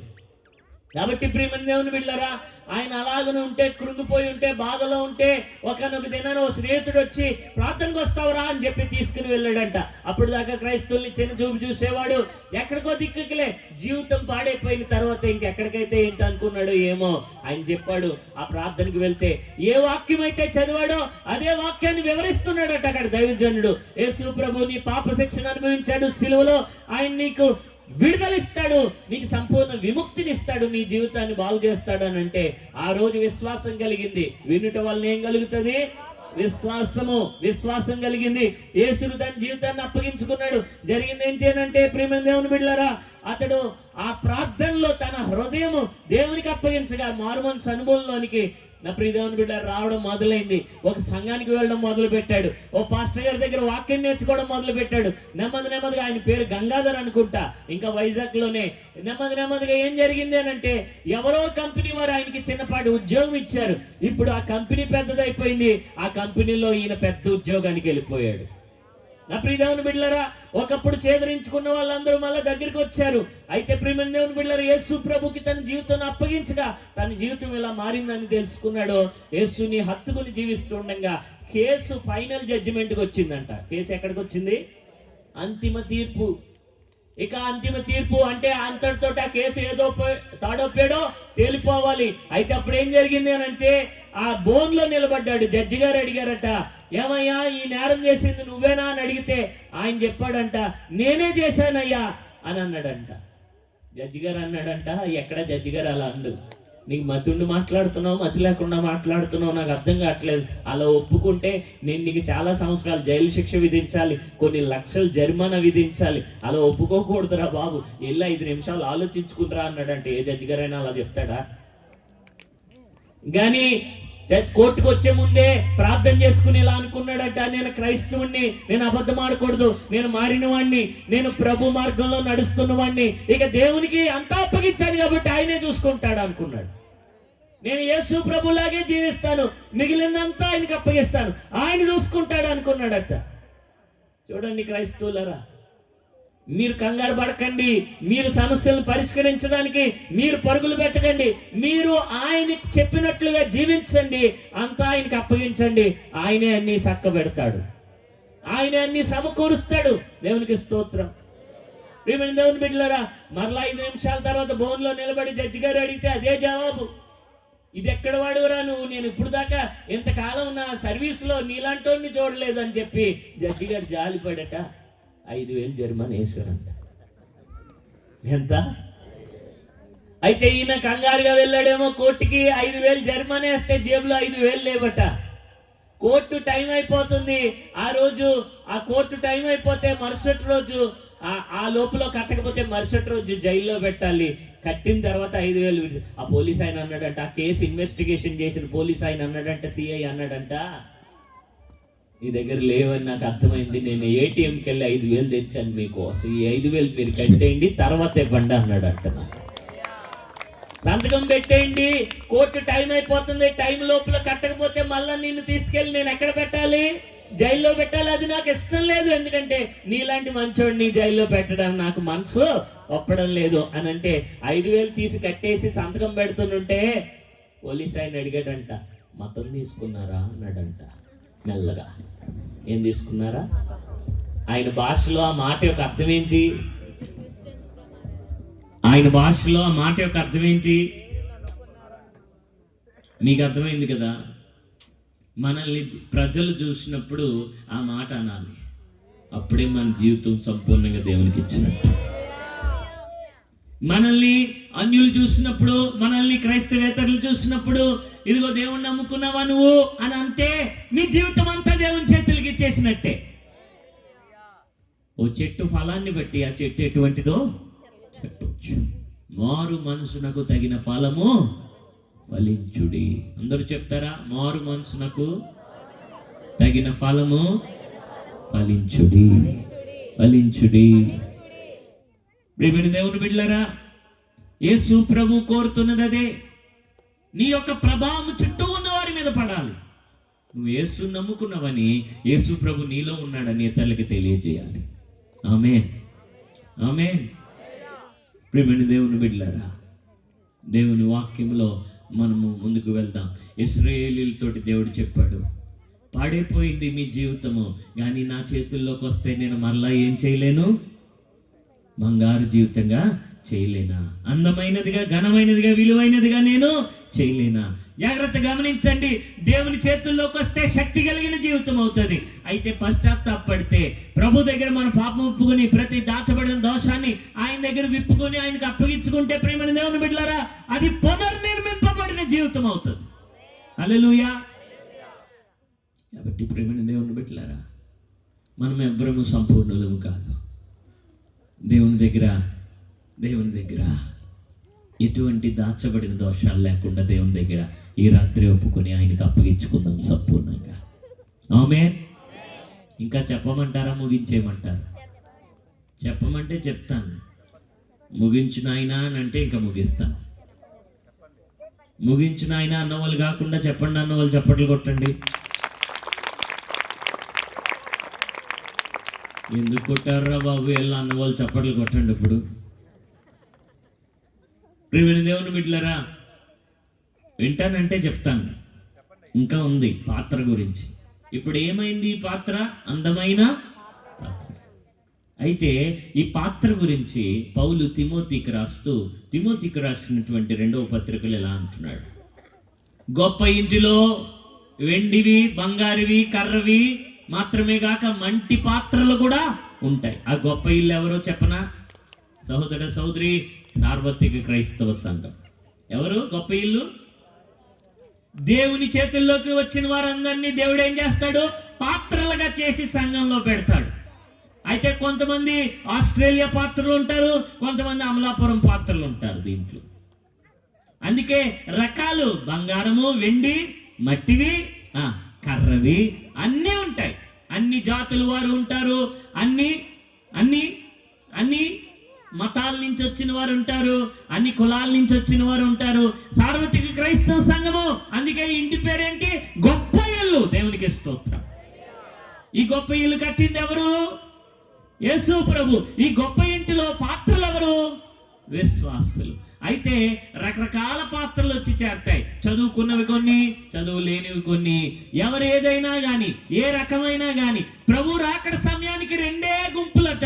ఒకటి ఘనమైన పాత్రల గుంపు, 2 ఘనహీనమైన పాత్రల గుంపు. 2వ తిమోతి పత్రిక 2వ అధ్యాయము నా ప్రియ దేవుని బిడ్డలారా 20వ వచనం నుంచి చూద్దాం. గొప్ప ఇంటిలో వెండి పాత్రలను, బంగారు పాత్రలను మాత్రమే కాక కర్రవి, మంటివి కూడా ఉండును. వాటిలో కొన్ని ఘనతకును, కొన్ని ఘనహీనతకును వినియోగింపబడును. విశ్వాసులారా, దేవుని చేతుల్లోనికి వచ్చారా? వస్తే దేవుడు మిమ్మల్ని ఏం చేశాడు? చక్కని పాత్రగా చేశాడు. అయితే అంతటితోటి మన కథ అయిపోలేదు. ఇప్పుడే అసలు కథ మొదలైంది. దేవుని చేతుల్లోకి వచ్చాక అసలు కథ మొదలైంది. దేవుని చేతుల్లోకి వచ్చి పాత్ర అయినటువంటి ప్రతి పాత్ర ఇప్పుడు ఏ పాత్ర అవ్వాలి అని అంటే, ప్రభు మేఘారుడుగా వస్తున్నాడు అతి త్వరలో. దేవునికి స్తోత్రం. ఆయన మధ్యాకాశానికి వస్తాడు. ఆయన మధ్యాకాశానికి వచ్చేసరికల్లా పెళ్లి సమయానికి పెళ్లి కూతురు రెడీ అయి కూర్చున్నట్లుగా వధువు సంఘములోని పాత్రలు, వధువు సంఘము ఘనమైన పాత్రల గుంపులో ఉండాలి. ఆమేన్. పౌలు తిమోతికి రాస్తున్నాడు. తిమోతి ఎవరు? పాస్టర్ గారు. ఎక్కడ? ఎఫెసీ అనే పట్టణంలో సంఘానికి పాస్టర్ గారు. అయితే పౌలు రాసిన ఆఖరి పత్రిక ఇది. ఈ పత్రిక రాసిన తర్వాత హతసాక్షి అయిపోయాడు, చచ్చిపోయాడు పౌలు. కానీ ప్రియమైన దేవుని బిడ్డలారా, ఈ ఆఖరి పత్రికలో అమూల్యమైన మాటలు ఉంటాయి. ఏమంటాడు అని అంటే, ప్రభు అతి త్వరలో వస్తున్నాడు. తిమోతి, నువ్వు పాస్టర్ అయినా, నువ్వు సంఘ పెద్దవైనా, నువ్వు విశ్వాసి అయినా, నువ్వు ఏ పని చేసావు అని చోటు వచ్చేసరికి అలా ఘనమైన గుంపులో ఉన్నావా లేదా అన్నదే చూస్తాడు. ప్రియమైన దేవుని బిడ్డలారా, ఈ రోజు ఈ క్రింద కూర్చున్న వారిలో మీరు చాలా మంది ఘనమైన గుంపులో ఉండొచ్చు. చాలా వందనాలు, దేవునికి స్తోత్రం. అయితే ఒక్కోసారి స్టేజ్ మీద ఉన్న వారిలోనే ఘనహీనమైన గుంపులో కూడా ఉండొచ్చు. అందుకే నేను చాలాసార్లు దేవుడి దగ్గర అడుగుతాను, బోధించి భ్రష్టుడైపోకుండా నా జీవితాన్ని కాపాడు నాయన అని. జాగ్రత్త సుమా, పాత్ర అయిన తర్వాత నీ పని అయిపోలేదు, కానీ నువ్వు ఏ గుంపులోనికి చేరడానికి నువ్వు సిద్ధపడాలి. నీ వ్యక్తిగతమైన బాధ్యత ఏంటి? ప్రభు నిన్ను పాత్రగా చేశాడు. ఇప్పుడు నువ్వు ఏ పాత్ర అవ్వాలి చెప్పాలి? ఘనత వహించిన పాత్ర అవ్వాలి. మీరు వంకాయ కూర తింటారా? మామిడిపాలెంలో అదా అని అంటారా? కొంతమందికి ఇష్టం ఉంటుంది, కానీ ఊహించుకోండి, వంకాయ కూర, వంకాయలు కొయ్యాలి. కోసేటప్పుడు స్త్రీలు ఆ వంకాయల మీద పుచ్చు ఉంటుంది. ఎంత ఉంటుందమ్మా పుచ్చు? పుట్టు మచ్చ అంత ఉంటుంది. మీ కళ్ళల్లో దేవుడు ఏం పెట్టాడో, పాదరసం పెట్టాడో, ఏం పెట్టాడో కానీ మీకే కనపడతాయి, పురుషులకు మాత్రం కనిపించు. వెళ్ళి వంకాయలు కొంటాడు ఈ పురుషుడు. వెళ్ళి కొనేటప్పుడు పుచ్చులు లేవు, ఏమీ లేవని చక్కగా బొట్టలు వేసుకుని ఇంటికి తెస్తాడు. ఈ తల్లి ఇంట్లో వంకాయలు కోసుకుంటూ తిట్టుకుంటుంది, పుచ్చు మాకు పుచ్చు వంకాయలు తెచ్చాడు అని. అయితే కోస్తూ కోస్తూ ఒకరోజు తిట్టుకుని ఏం చేసావంటే, నువ్వు ఊహించుకో, ఎప్పుడు ఈ పుచ్చొంకాయలు తెస్తున్నాడు, నేనే వెళ్ళి కొనుక్కుంటానని ఆ వంకాయలు అమ్మేవాడి దగ్గరికి వెళ్ళావు. వంకాయలు ఎంత బాబు అని అడిగావు. అడిగితే చెప్పాడు, పలానా రేటు చెప్పాడు. బుట్ట తీసుకున్నావు, మంచి వంకాయలు ఏరుతున్నావు. పుచ్చొంకాయ ఒక్కడు కూడా వేసుకోకుండా వేరుతున్నావు. జాగ్రత్తగా వినండి, అమ్మేవాడు కూడా పురుషుడే కదా. వాడన్నాడు, అమ్మ ఒకటి వేసుకోకూడదా అన్నాడు. ఏంటది, ఇడ్లీయా గారా? అమ్మ పుచ్చొంకాయలన్నీ నా ముఖం మీద పడేసి వెళ్ళిపోతున్నారు అందరూ. నాకు ఆఖరికి పుచ్చిపోయి మిగులుతాయి తల్లి, ఒక్కటైనా వేసుకో తల్లి, అన్ని మంచి వేసుకున్నావు కదా అని అంటే నువ్వేమంటావు? వెంటనే రైజ్ అయిపోతావు. నువ్వు ఊరికనే ఎత్తున్నావా? నువ్వు నాకు డబ్బులు ఇవ్వలేదా? నీకు అరిసేస్తావు, కైలాడేస్తావు. నువ్వు ఇచ్చేది ఎంతమ్మా? 1 కోటి రూపాయలా 2 కోట్ల? నువ్వు ఇచ్చే 20 రూపాయలు, 30 రూపాయలు, 40 రూపాయలు, 50 రూపాయలు, ఏమో ఎంతో, వంకాయలు ఎంతో నాకు తెలియదు తల్లి. నా ప్రియ దేవుని బిడ్డలారా, నువ్వు ఇచ్చే ఆ కొద్దిపాటి డబ్బుకి బుట్టలో ఒక్క పుచ్చొంకాయ కూడా వేసుకో. మరి దేవుడు తన రక్తం ఇచ్చాడు. మేఘము ఘనహీనమైన పాత్రలను ఎక్కించుకుంటాడా? ఎక్కించుకుంటాడా? చెప్పాలి మీరు. ఎందుకు ఎక్కించుకోడు? నువ్వు ఇచ్చే 50 రూపాయలకే ఒక పుచ్చొంకాయ కూడా బుట్టలో పడకూడదని కోరుకుంటున్నావే. మరి ఆ పరలోకంలో ఆ మేఘం ఎక్కించుకోవడానికి వచ్చినప్పుడు ప్రభు ఎవరిని ఎక్కించుకుంటాడు? చెప్పాలి. ఘనమైనటువంటి పాత్రలు ఎక్కుతారు. ఆమేన్. పౌలు ఈ మాట తిమోతికి చెప్తూ ఇప్పుడు ఏమంటాడంటే, నీవు పాస్టర్ అయినా విశ్వాసి అయినా, పాస్టర్ అయిపోతే ఘనమైన గుంపులోకి వెళ్ళిపోవు, ప్రసంగాలు చేస్తే ఘనమైన గుంపులోకి వెళ్ళిపోవు, పాటలు పాడేసి ఆరాధన చేస్తే ఘనమైన గుంపులోకి వెళ్ళిపోవు. నీకు ఈ 5 లక్షణాలు ఉంటే నువ్వు ప్రభు వచ్చేసరికి అలా ఘనమైన గుంపులో ఉంటావు అన్నాడు. 5 చెప్పను, కానీ 5 చెప్తే మీ పని అయిపోతుంది. 3 చెప్తాను నేను. నిజమేనండి, 3 చాలండి అన్న వాళ్ళు చప్పట్లు కొట్టండి. కొంతమంది కొడుతున్నారు. అమ్మా మంచిది, మీ ఆకలి, మీ ఆసక్తి మంచిదే, కానీ సమయం అవుతుంది కనుక 3 చెప్తానులేండి. ప్రేమ దేవుని బిడ్డలారా, మీకు డిస్కౌంట్ ఇస్తున్నాను ఈ రోజుకి. నా ప్రియ దేవుని బిడ్డలారా, జాగ్రత్తగా వినండి. రేపు రాత్రి ఆఖరి రాత్రిక నేను ఎక్కువ చెప్పలేను, ఎందుకంటే నేను రాత్రి వెళ్ళాలి, మళ్ళీ ఉదయమే ఇంకో ఊరు 3 గంటలు ప్రయాణం చేసుకుని రాజమండ్రి నుంచి ఆ ఊరు మీటింగ్కి వెళ్ళాలి, మళ్ళీ రాత్రి వెళ్ళాలి, మళ్ళీ గబగబా వచ్చి మళ్ళీ ఎల్లుండి మళ్ళీ ఫ్లైట్ పట్టుకుని హైదరాబాద్ వెళ్ళి అక్కడ మీటింగ్లో చెప్పి మళ్ళీ రాత్రికి వచ్చేయాలి. ఇలా ఉంటాయి మా ప్రయాణాలు.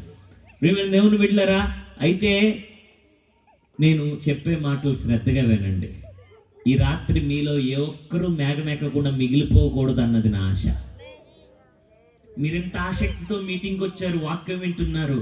ఇంత వాక్యం విని ప్రభు మేఘారుడుగా వచ్చినప్పుడు మనం మిగిలిపోతే, నేను మీటింగ్కి వచ్చాను ప్రభు అని అంటే మెండ ఆయన. నేను ఆ రోజు చేతులెత్తి చప్పట్లు కొట్టి హల్లెలూయా చెప్పాను ప్రభు అంటే వెండ. నేను ప్రసంగం చేశానయ్యా అంటే వెండు. నేను అద్భుతాలు చేశాను నీ నామం పేరిట అంటే వెండ ఆయన. ఇలా అంటున్నాడు పౌలు. ఈ ఘనత వహించిన గుంపులో చేరాలంటే నంబర్ 1 చూడండి, అక్కడ 21వ వచనం, ఎవడైనను ఘనహీనమైన గుంపులో చేరక తన్ను తాను, ఘనమైన గుంపులో చేరడానికి ఏం చేయాలి? తన్ను తాను పవిత్రపరచుకుని. అందరు చెప్పండి, ఏంటి అంటే? మనం కడిగేసుకోగలమా? ఆ మాట యొక్క అర్థం అది కాదు. అక్కడ ఉపయోగించిన గ్రీక్ పదం కెథార్సిస్. గ్రీకు భాషలో రాయబడింది కొత్త నిబంధన. దాని యొక్క అర్థం మీకు చెప్తాను అర్థమయ్యేటట్లుగా. మీ ఇంటికి చుట్టాలు వచ్చారు, కాఫీ ఇచ్చారు లేదా టీ ఇచ్చారు, తాగేసి వెళ్ళిపోయారు, ఆ కప్పు అక్కడ పెట్టేసి వెళ్ళిపోయారు. వెళ్తూ ఉన్నప్పుడు ఆ ఎంగిలి కప్పు అక్కడ టీపై మీద పెట్టేసి వెళ్ళిపోతారా, కప్పు పట్టుకుని వెళ్ళిపోతారా? కాఫీ ఇచ్చారంటే దాంట్లో కాఫీ ఇచ్చినట్టు కానీ కప్పు ఇచ్చినట్టు కాదు కదా, అంతే కదా. అయితే కాఫీ తాగేసి కప్పు అక్కడ పెట్టేసి వెళ్ళిపోయారు. అయితే వెళ్తూ వెళ్తూ ఆ కప్పు అక్కడ పెట్టేసి వెళ్ళిపోతే తర్వాత నేను పాస్టర్ గారు వచ్చాం మీ ఇంటికి అనుకోండి. ఆ ఎంగిలి కప్పుని లోపల తీసుకెళ్ళి కాఫీ పోసి తెస్తారా? మాకు తెస్తానన్న వాళ్ళు చేతులు ఎత్తండి తల్లి, మీకు శతకోటి వందనాలు చెప్తాం.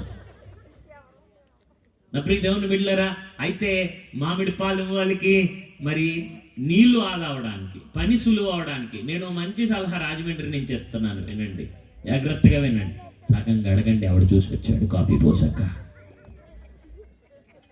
సగం గడగండి, రాజమండ్రిలో అలాగే చేస్తారు. మీకు పని తగ్గుతుంది, నీళ్ళు ఆదా అవుతాయి, సోప్ ఆదా అవుతుంది. సగం గడిగి సగం కప్పు కడిగేసి కాఫీ పోసి తెచ్చేయండి. తెస్తానన్న వాళ్ళు చేతులు ఎత్తండి అమ్మ ఒకసారి. పాస్టర్ గారు చూస్తారు మీ ముఖం వంక, జాగ్రత్త పడతారు మీ ఇంటికి రాకుండా. దేవుని బిడ్డలారా, ఇంకో మంచి సలహా ఇస్తున్నాను వినండి. 30 ఎంగిలి కడగండి. ఎంత? 1/2 ఎంగిలే వదిలేయండి, కాఫీ పోసి తీసురండి. తెస్తా అన్న వాళ్ళు చేతులు ఎత్తండి అమ్మ ఒకసారి. సరే, మీరు చాలా మంచోళ్ళ ఉన్నారు, ఇంత మంచితనం పని చేయదమ్మా, జాగ్రత్త వినండి. గోరంత ఎంగిలి మాత్రమే వదలండి, మిగిలిన అంతా కడిగేయండి. గోరంతే కదా తల్లి, వదిలేసి కాఫీ పోసి తీసుకురండి. తీసుకొస్తాన్న వాళ్ళ చేతులు ఎత్తండి. కెథార్సిస్ అంటే అదే, గోరంత ఎంగిలి లేకుండా పూర్తిగా కడిగేయడాన్ని ఏమంటారు? కెథార్సిస్. ఎందుకంటే గోరంత ఎంగిలి ఉన్నా, కొండంత ఎంగిలి ఉన్నా, సగం ఎంగిలి ఉన్నా, పావు ఎంగిలి ఉన్నా, ఎంగిలి కప్పు ఎంగిలే. గోరంత ఎంగిలి ఉన్నా ఎంగిలి కప్పే అది. ఆమేన్. మీకు అర్థమవుతుందో అనుకుంటున్నాను నేను. ఒక పాత్ర వింటున్నారా? మీ అమ్మగారు మీ నాన్నగారు ప్రార్థన చేసుకుని పశ్చాత్తాపడి ప్రభువు దగ్గర ఒప్పుకుంటే, లేకపోతే వారు మీ కొరకు ప్రార్థన చేస్తే, మీ బంధువులు ప్రార్థన చేస్తే మీరు కడగబడరు. తన్ను తాను పవిత్రపరచుకుని ప్రతి ఘోర పాపమును కడుగును మన యేసయ్యా రక్తము. ఏం కడుగుతుంది? యేసు రక్తము. మనల్ని లోకములో పవిత్రపరిచే రక్తం యేసు రక్తం ఒకటే. దేవునికి స్తోత్రం. అంటే యేసు ప్రభు శిలువలో నా పాపముల కొరకే, నా పాప శిక్షను అనుభవించి చనిపోయి తిరిగి లేచాడని నమ్మడము, ఆయన రక్తం క్రిందకి రావడము. అందుకే దేవుని వాక్యంలో ఉన్నటువంటి మాటల్ని పాటలుగా కూర్చి ఎన్నో పాటలు కట్టారు ప్రియమైన దేవుని బిడ్డలారా. ఏంటి ఆ పాటలు అని అంటే, ఇమ్మానుయేలు రక్తము ఇంపైనయుటగున్, ఓ పాపియందు ముంగుము పాపంబు పోవును, యేసుండు నాకు మారుగా ఆ సిల్వ జావగా, శ్రీ యేసు రక్తమేప్పుడు స్రావించు నాకుగా. ఆ రక్తం ఇప్పటికీ ఏం చేస్తుంది? ప్రవహిస్తూనే ఉంది. వచ్చేటప్పుడు చూశాను, పగలని లేదు రాత్రి అని లేదు, ఆ సముద్రంలో కెరటాలు అలా ఎగిసిపడుతూనే ఉన్నాయి. అలాగే యేసు రక్తం కూడా ఇప్పటికీ ప్రతి చోటికి ప్రవహిస్తూనే ఉంది. దేవునికి స్తోత్రం. అమ్మా, తన్ను తాను పవిత్రపరచుకుని ఒక పాత్ర ఎప్పుడైనా చూడండి, ఎప్పుడు ఘనత వహించినది అవుతుంది? అది కడగబడినప్పుడే. ఎంగిలైపోయినప్పుడు దాన్ని ఘనమైనదిగా ఎంచుతామా? చెప్పండి. దాన్ని అంట్లలో నుంచి తీసి కడిగినప్పుడు దాన్ని మరలా ఘనమైన స్థితిలో పెడతాం. నా ప్రియ దేవుని బిడ్డలారా, రెండవది పరిశుద్ధపరచబడి. క్రమం లేదు కనుక నేను ఎక్కువ వివరించకుండా క్లుప్తంగా వివరించి ముగిస్తాను. పరిశుద్ధపరచబడి. మీరు అనొచ్చు, పవిత్రత అన్నారు, ఇప్పుడే పరిశుద్ధత అంటున్నారు, రెండు ఒకటే కదా పాస్టర్ గారు? రెండు ఒకటి కాదు. పరిశుద్ధత అంటే ఏంటో చెప్తాను. చెప్పే ముందు ఒక చిన్న మాట జాగ్రత్తగా వినండి. సైన్యములకు అధిపతి యెహోవా ఎవరైనా పరిశుద్ధుడు, పరిశుద్ధుడు, పరిశుద్ధుడు. ఎందుకు సైన్యములకు అధిపతి యెహోవా ప్రేమ ప్రేమ ప్రేమ అని లేదు, కృప కృప కృప అని లేదు. ఆ పరలోకంలో అత్యున్నత సింహాసనం మీద కూర్చున్నప్పుడు దేవదూతలు 4 జీవులు ఏమని పాడుతున్నారు? భూత వర్తమాన భవిష్యత్ కాలములో ఉండు సర్వాధికారి దేవుడు ప్రభువు పరిశుద్ధుడు పరిశుద్ధుడు పరిశుద్ధుడు అని మానక రాత్రింపగల్లా ఆయన ఏం చేస్తున్నాయి? ఈ దేవుడికి, వింటున్నారా, ఈ దేవుడు దేనికి ప్రసిద్ధుడు అనంటే పరిశుద్ధతకు ఆయన పాపులర్. దేవునికి స్తోత్రం. రాజమండ్రి దేనికి ఫేమస్ అండి అంటే గోదావరి నదికి అని చెప్తాను, లేకపోతే రోడ్ కమ్ రైల్వే బ్రిడ్జ్కి అని చెప్తాను, లేకపోతే మామిడిపాలెం దేనికి ఫేమస్ అంటే భీమిలి దేనికి ఫేమస్ అంటే బీచ్కి ఫేమస్ అని చెప్తారు. మరి దేవుడు దేనికి ఫేమస్ అట? ఆయన ఏ విషయంలో బాగా ఫేమస్ అట? అర్థమవుతుందా? ఇదిగో మా అమ్మాయి ఫస్ట్ క్లాస్ చదువుతుంది, నాకులా ఉందంటారు. అలా అంటే ఎంత మురిసిపోతానో నేను. నా ప్రియ దేవుని బిడ్డలారా, మా అమ్మాయి నాకులా ఉందంటే నేను ఎలా మురిసిపోతానో ఆ దేవుడు కూడా అంతే. నేను పరిశుద్ధుడైనలాగిన మీరును. మనం ఎలా ఉండడం ఇష్టం ఆయనకి? ఆయన ఎలా ఉన్నాడో అలా ఉండడము ఇష్టం. ఎందుకు పరిశుద్ధుడు పరిశుద్ధుడు పరిశుద్ధుడు అని 3 సార్లు పలకబడింది? చెవుడా మనకేమన్నా? మరి ఎందుకు ఇతర లక్షణాలని అలాగా ఎత్తి ఆయన్ని మహింపరచడం లేదు? ఎందుకంటే the most defining attribute of God is holiness. అన్ని గుణ లక్షణముల్లో దేవుని యొక్క ప్రతి గుణ లక్షణాలని వివరించి ఆయన లక్షణాలన్నీ పైకెత్తి చూపించేది ఏంటంటే పరిశుద్ధత. ఆయన ప్రేమ పరిశుద్ధమైన ప్రేమ, ఆయన శక్తి పరిశుద్ధమైన శక్తి. నా ప్రియ దేవుని బిడ్డలారా, ఒక పాటలో ఉంటది, అదేంటనంటే నీ వంటి బలవంతుడేడి, నా వంటి దుర్బలుండేడి. నా ప్రియ దేవుని బిడ్డలారా, అంటే ఆయన బలము అది పరిశుద్ధమైనది, ఆయన యొక్క గుణలక్షణాలన్నీ పరిశుద్ధమైనవి. నా ప్రియ దేవుని బిడ్డలారా, హెబ్రీ భాషలో ఎందుకు 3 సార్లు రాయబడ్డది అని అంటే జాగ్రత్త వినాలి. హెబ్రీ భాషలో సూపర్లేటివ్ డిగ్రీ ఉండదు. ఏముండదు? చాలా అన్న విశ్లేషణ ఉండదు. ఇప్పుడు చూడండి, ఇక్కడ మామిడి పళ్ళు దొరుకుతాయా? అసలు ఊరి పేరే మామిడిపాలు. మామిడి పళ్ళు దొరుకుతాయి మీకు బాగా? ఓ, పేరుకి పైటు.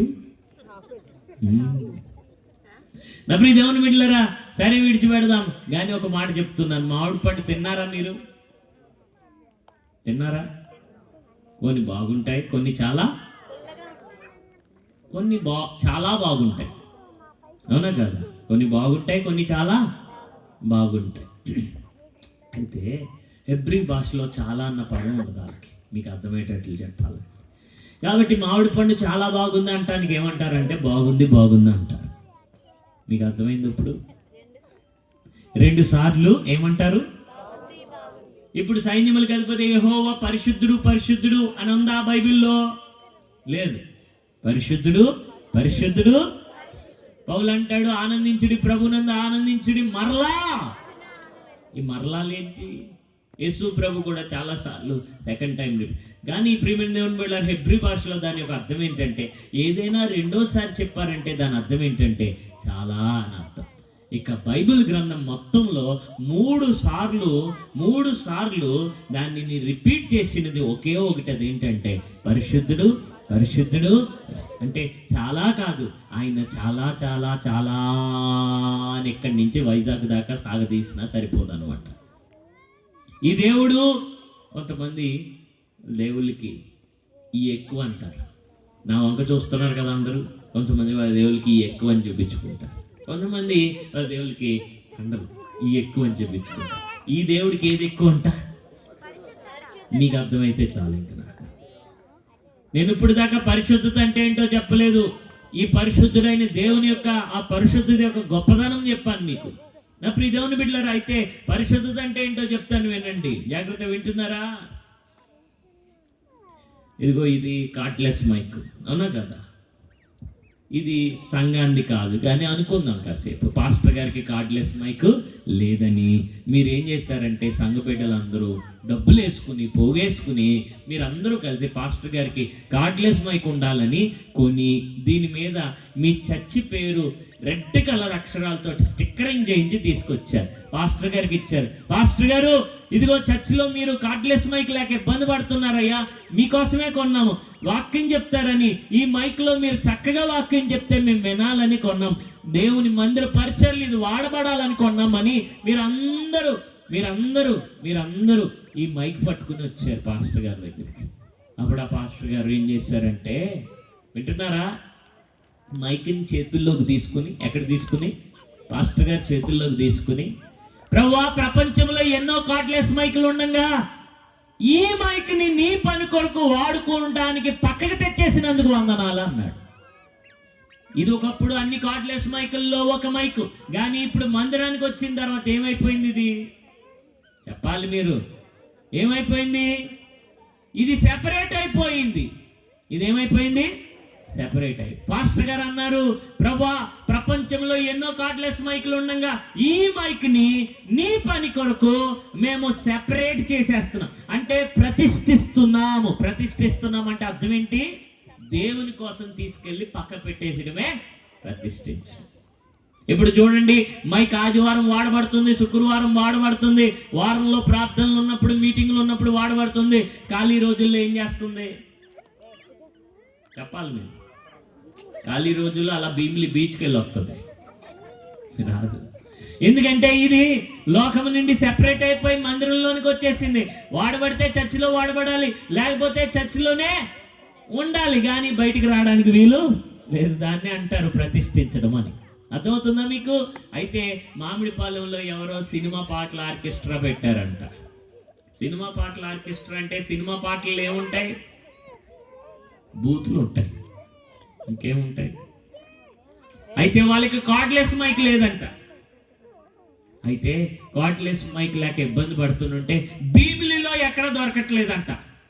కార్డ్లెస్ మైకే దొరకట్లేదంట. చర్చిలో అలాంటి వాళ్ళు ఎవరూ లేరు, కానీ ఒక యవనస్తుడు జాలి హృదయం కలిగిన వాడు, దయా హృదయాలు కొంతమంది ఉంటారు. అయ్యో పాపమాలకి కార్డ్లెస్ మైక్ లేదని చెప్పి చర్చిలో ఖాళీగా పడుంది, ఈరోజు ఎలాగా ప్రార్థన లేదు, వాళ్ళు ఈరోజు వాడుకుని ఇచ్చేస్తాను అంటున్నారని తీసుకెళ్ళి వాళ్ళకి ఇచ్చేసాడంట.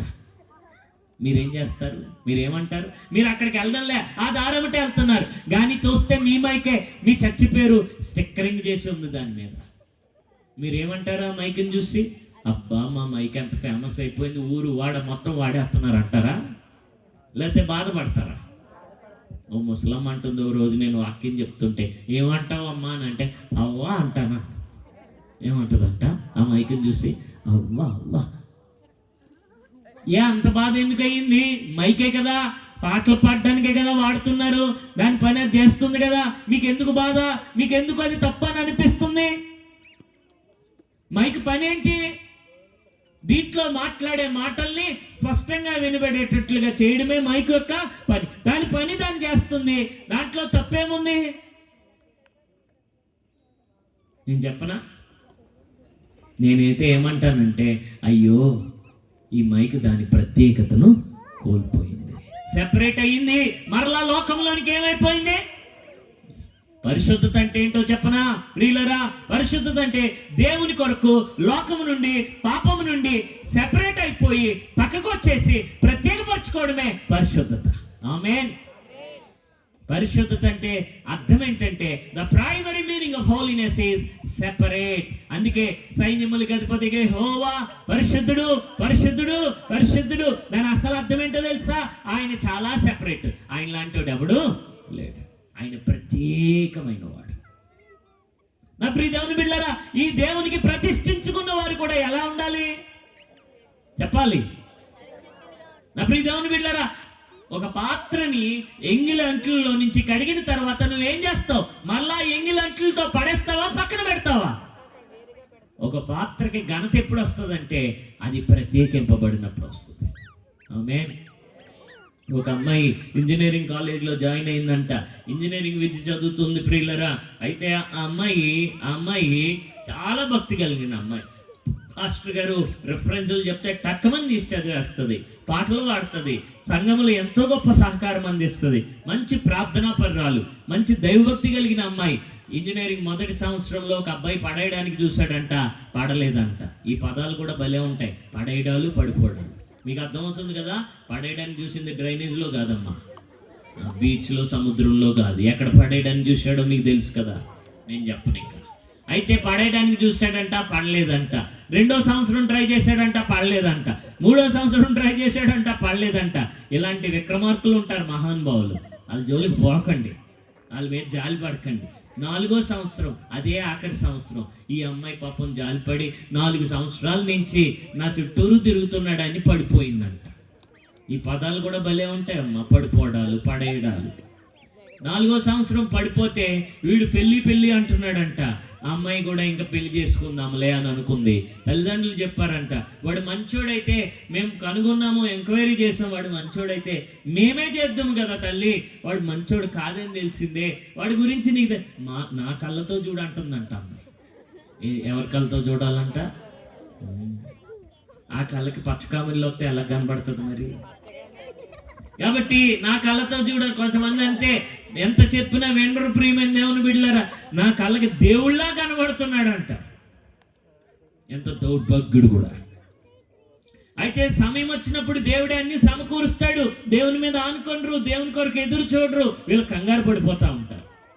మేము దేవుని బిడ్డలారా, అయితే ఏమైందంటే పెళ్లి చేసేసుకున్నారు, వెళ్ళిపోయి తల్లిదండ్రులకు ఇష్టం లేకపోయినా ఓ రోజు జ్వరం వచ్చిందంట. జ్వరం వస్తే హాస్పిటల్ తీసుకెళ్ళమంటే వీడు తీసుకెళ్ళట్లేదు. పెళ్ళి అవ్వకముందు మోజు, పెళ్ళి అయిపోయిన తర్వాత మోజు అంతా తీరిపోయింది, ఇక అమ్మాయిని పెద్దగా పట్టించుకోవడం లేదు. జ్వరం వస్తే హాస్పిటల్ తీసుకెళ్ళమంటే తీసుకెళ్ళట్లేదు. పెళ్ళి అవ్వకముందు అన్నాడు, అమ్మో నీ కాలికి దెబ్బ తగిలితే నేను తట్టుకోలేకపోతున్నాను, అది ఇది అని కబుర్లు చెప్పేవాడు. ఇప్పుడు జ్వరం వచ్చి హాస్పిటల్ తీసుకెళ్ళమన్నా తీసుకెళ్ళడం లేదు. మొత్తుకుంటే పట్టుకెళ్ళాడట హాస్పిటల్లో. డాక్టర్ గారు బ్లడ్ టెస్టులు రాసిన తర్వాత, రిపోర్ట్లు వచ్చిన తర్వాత అమ్మాయిని బయటికి పంపించేసి అబ్బాయిని తిడుతున్నాడంట. అమ్మాయి అన్నదట, నాకు జ్వరం వస్తే నిన్నెందుకు తిడుతున్నాడు అని బయటకు వచ్చే కాలర్ పట్టుకుని గట్టిగా గదమైస్తుంటే డాక్టర్ బయటకు వచ్చి, అరవకమ్మాయి, ఇది హాస్పిటల్, అయితే వీడికి నిన్ను పెళ్లి చేసుకోకముందే HIV ఉంది. నేను చెప్పాను, ఎవరిని పెళ్లి చేసుకోవద్దురా, నువ్వు మోసం చేయొద్దని చెప్పాను, నా మాట వినలేదు. నువ్వు మోసపోయావు తల్లి, నిన్ను మోసం చేశాడు, నీ బతుకు నాశనం చేశాడు, ఇప్పుడు ఆ రోగం నీకు కూడా వచ్చింది, చేసేదేం లేదు, మందులు జాగ్రత్త వాడు అన్నాను. ఒకసారి సెపరేట్ అయిపోయాక, ఒకసారి ప్రత్యేకింపబడిన తర్వాత మళ్ళా వెనక్కి వెళ్ళిపోవటము ఏమాత్రం మంచిది? పేతురు అంటాడు, కుక్క తన వాంతికి తిరిగినట్లుగా, కడుగుబడిన పంది మరలా బురదలోకి వెళ్ళిపోయినట్లుగా మనం వెళ్ళకూడదు. అట్టి వారు దేవుడిచ్చు శాశ్వతమైన జీవాన్ని కోల్పోతున్నారు. అమ్మా, మీకు అర్థమవుతుందా? ఇక్కడ కొంతమంది యవ్వన బిడ్డలు ఉన్నారు, మగవాళ్ళు ఉన్నారు, స్త్రీలు ఉన్నారు, పెద్దవాళ్ళు ఉన్నారు. నేను చెప్తున్నాను, ఒక్కసారి దేవునిలోనికి వచ్చావు, నువ్వు కడగబడ్డావు, నువ్వు పరిశుద్ధత అంటే అర్థం ఏంటంటే దేవుని కోసం సెపరేట్ అయిపోవడం. దానియేలు, షడ్రక్, మేషక్, అబేద్నెగోలు రాజు భుజించు భోజనమును పానము చేయ ద్రాక్షరసమును పుచ్చుకొనవద్దని. ఎందుకు? తిండే కదా, తింటే ఏమవుతుంది? వాళ్ళు సెపరేట్గా బతుకుతున్నారు. కాబట్టి వాళ్ళ సెపరేషన్ ఏం పోవడానికి ఇష్టం లేదు, వాళ్ళ ప్రత్యేకతను కోల్పోవడానికి వాళ్ళకి ఇష్టం. చాలా మంది ఇశ్రాయేల్ దేశం నుంచి వచ్చారు, అందరూ కలిసిపోయారు ఆ గుంపులో, బబులోని దేశం యొక్క గుంపులో. కానీ వీళ్ళు మాత్రమో సెపరేట్ గానే ఉంటున్నారు. గుర్తుపెట్టుకోండి ప్రియులరా, మనం బబులోన్ లాంటి లోకంలో బతుకుతున్నాం. కానీ తామరాకు ఎలాగైతే నీళ్ళల్లో ఉంటది, కానీ ఆ నీళ్ళు అంటించుకోకుండా బ్రతుకుతుందో, మనం సెపరేట్ అయ్యాక ఇక సెపరేట్ గానే ఉండాలి, కానీ మరలా అంటించుకోకూడదు. ఇది జీవితమో, సినిమా కాదు వెనక తిప్పేయడానికి. అమ్మాయి జీవితం అయిపోయింది. యాసవతాన జ్యేష్ఠత్వాన్ని అమ్మేసుకున్నాడు ప్రియులరా, అమ్మేసుకుని ఏడుస్తున్నాడు.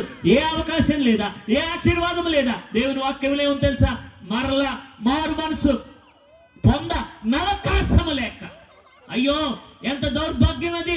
ఇస్కరియోతు యోధా, అప్పటి వరకు దేవుడు ఎన్నో ఛాన్సులు ఇచ్చాడు. అయితే ఇస్కరియోతు యోధా ఒక్కసారిగా తొలగిపోయిన తర్వాత మరలా వెనక్కి రాలేకపోయాడు. కొంతమందికి డెడ్ లైన్ దాటిపోయాక ప్రియులరా, ఏది ఆఖరి అవకాశమో తెలీదు. వాళ్ళు అనుకుంటారు, ఎలా వెళ్దాం, అలా అంటించుకుందాం, మళ్ళీ దేవుడి దగ్గరికి వచ్చి ఏడిస్తే ఆయన కరుణ కలిగిన దేవుడు, కృప కలిగిన దేవుడు కడిగేస్తాడులే అనుకుంటారు. కానీ మీకు తెలీదు ఏది ఆఖరి రోజు మీ జీవితంలో. మా మందిరానికి వచ్చేవాడు విజయరత్నం, వాడి పేరు. పక్కనున్న మెడికల్ కాలేజీలో మంచి బిడ్డ, భక్తి కలిగిన బిడ్డ, మందిరానికి వచ్చేవాడు.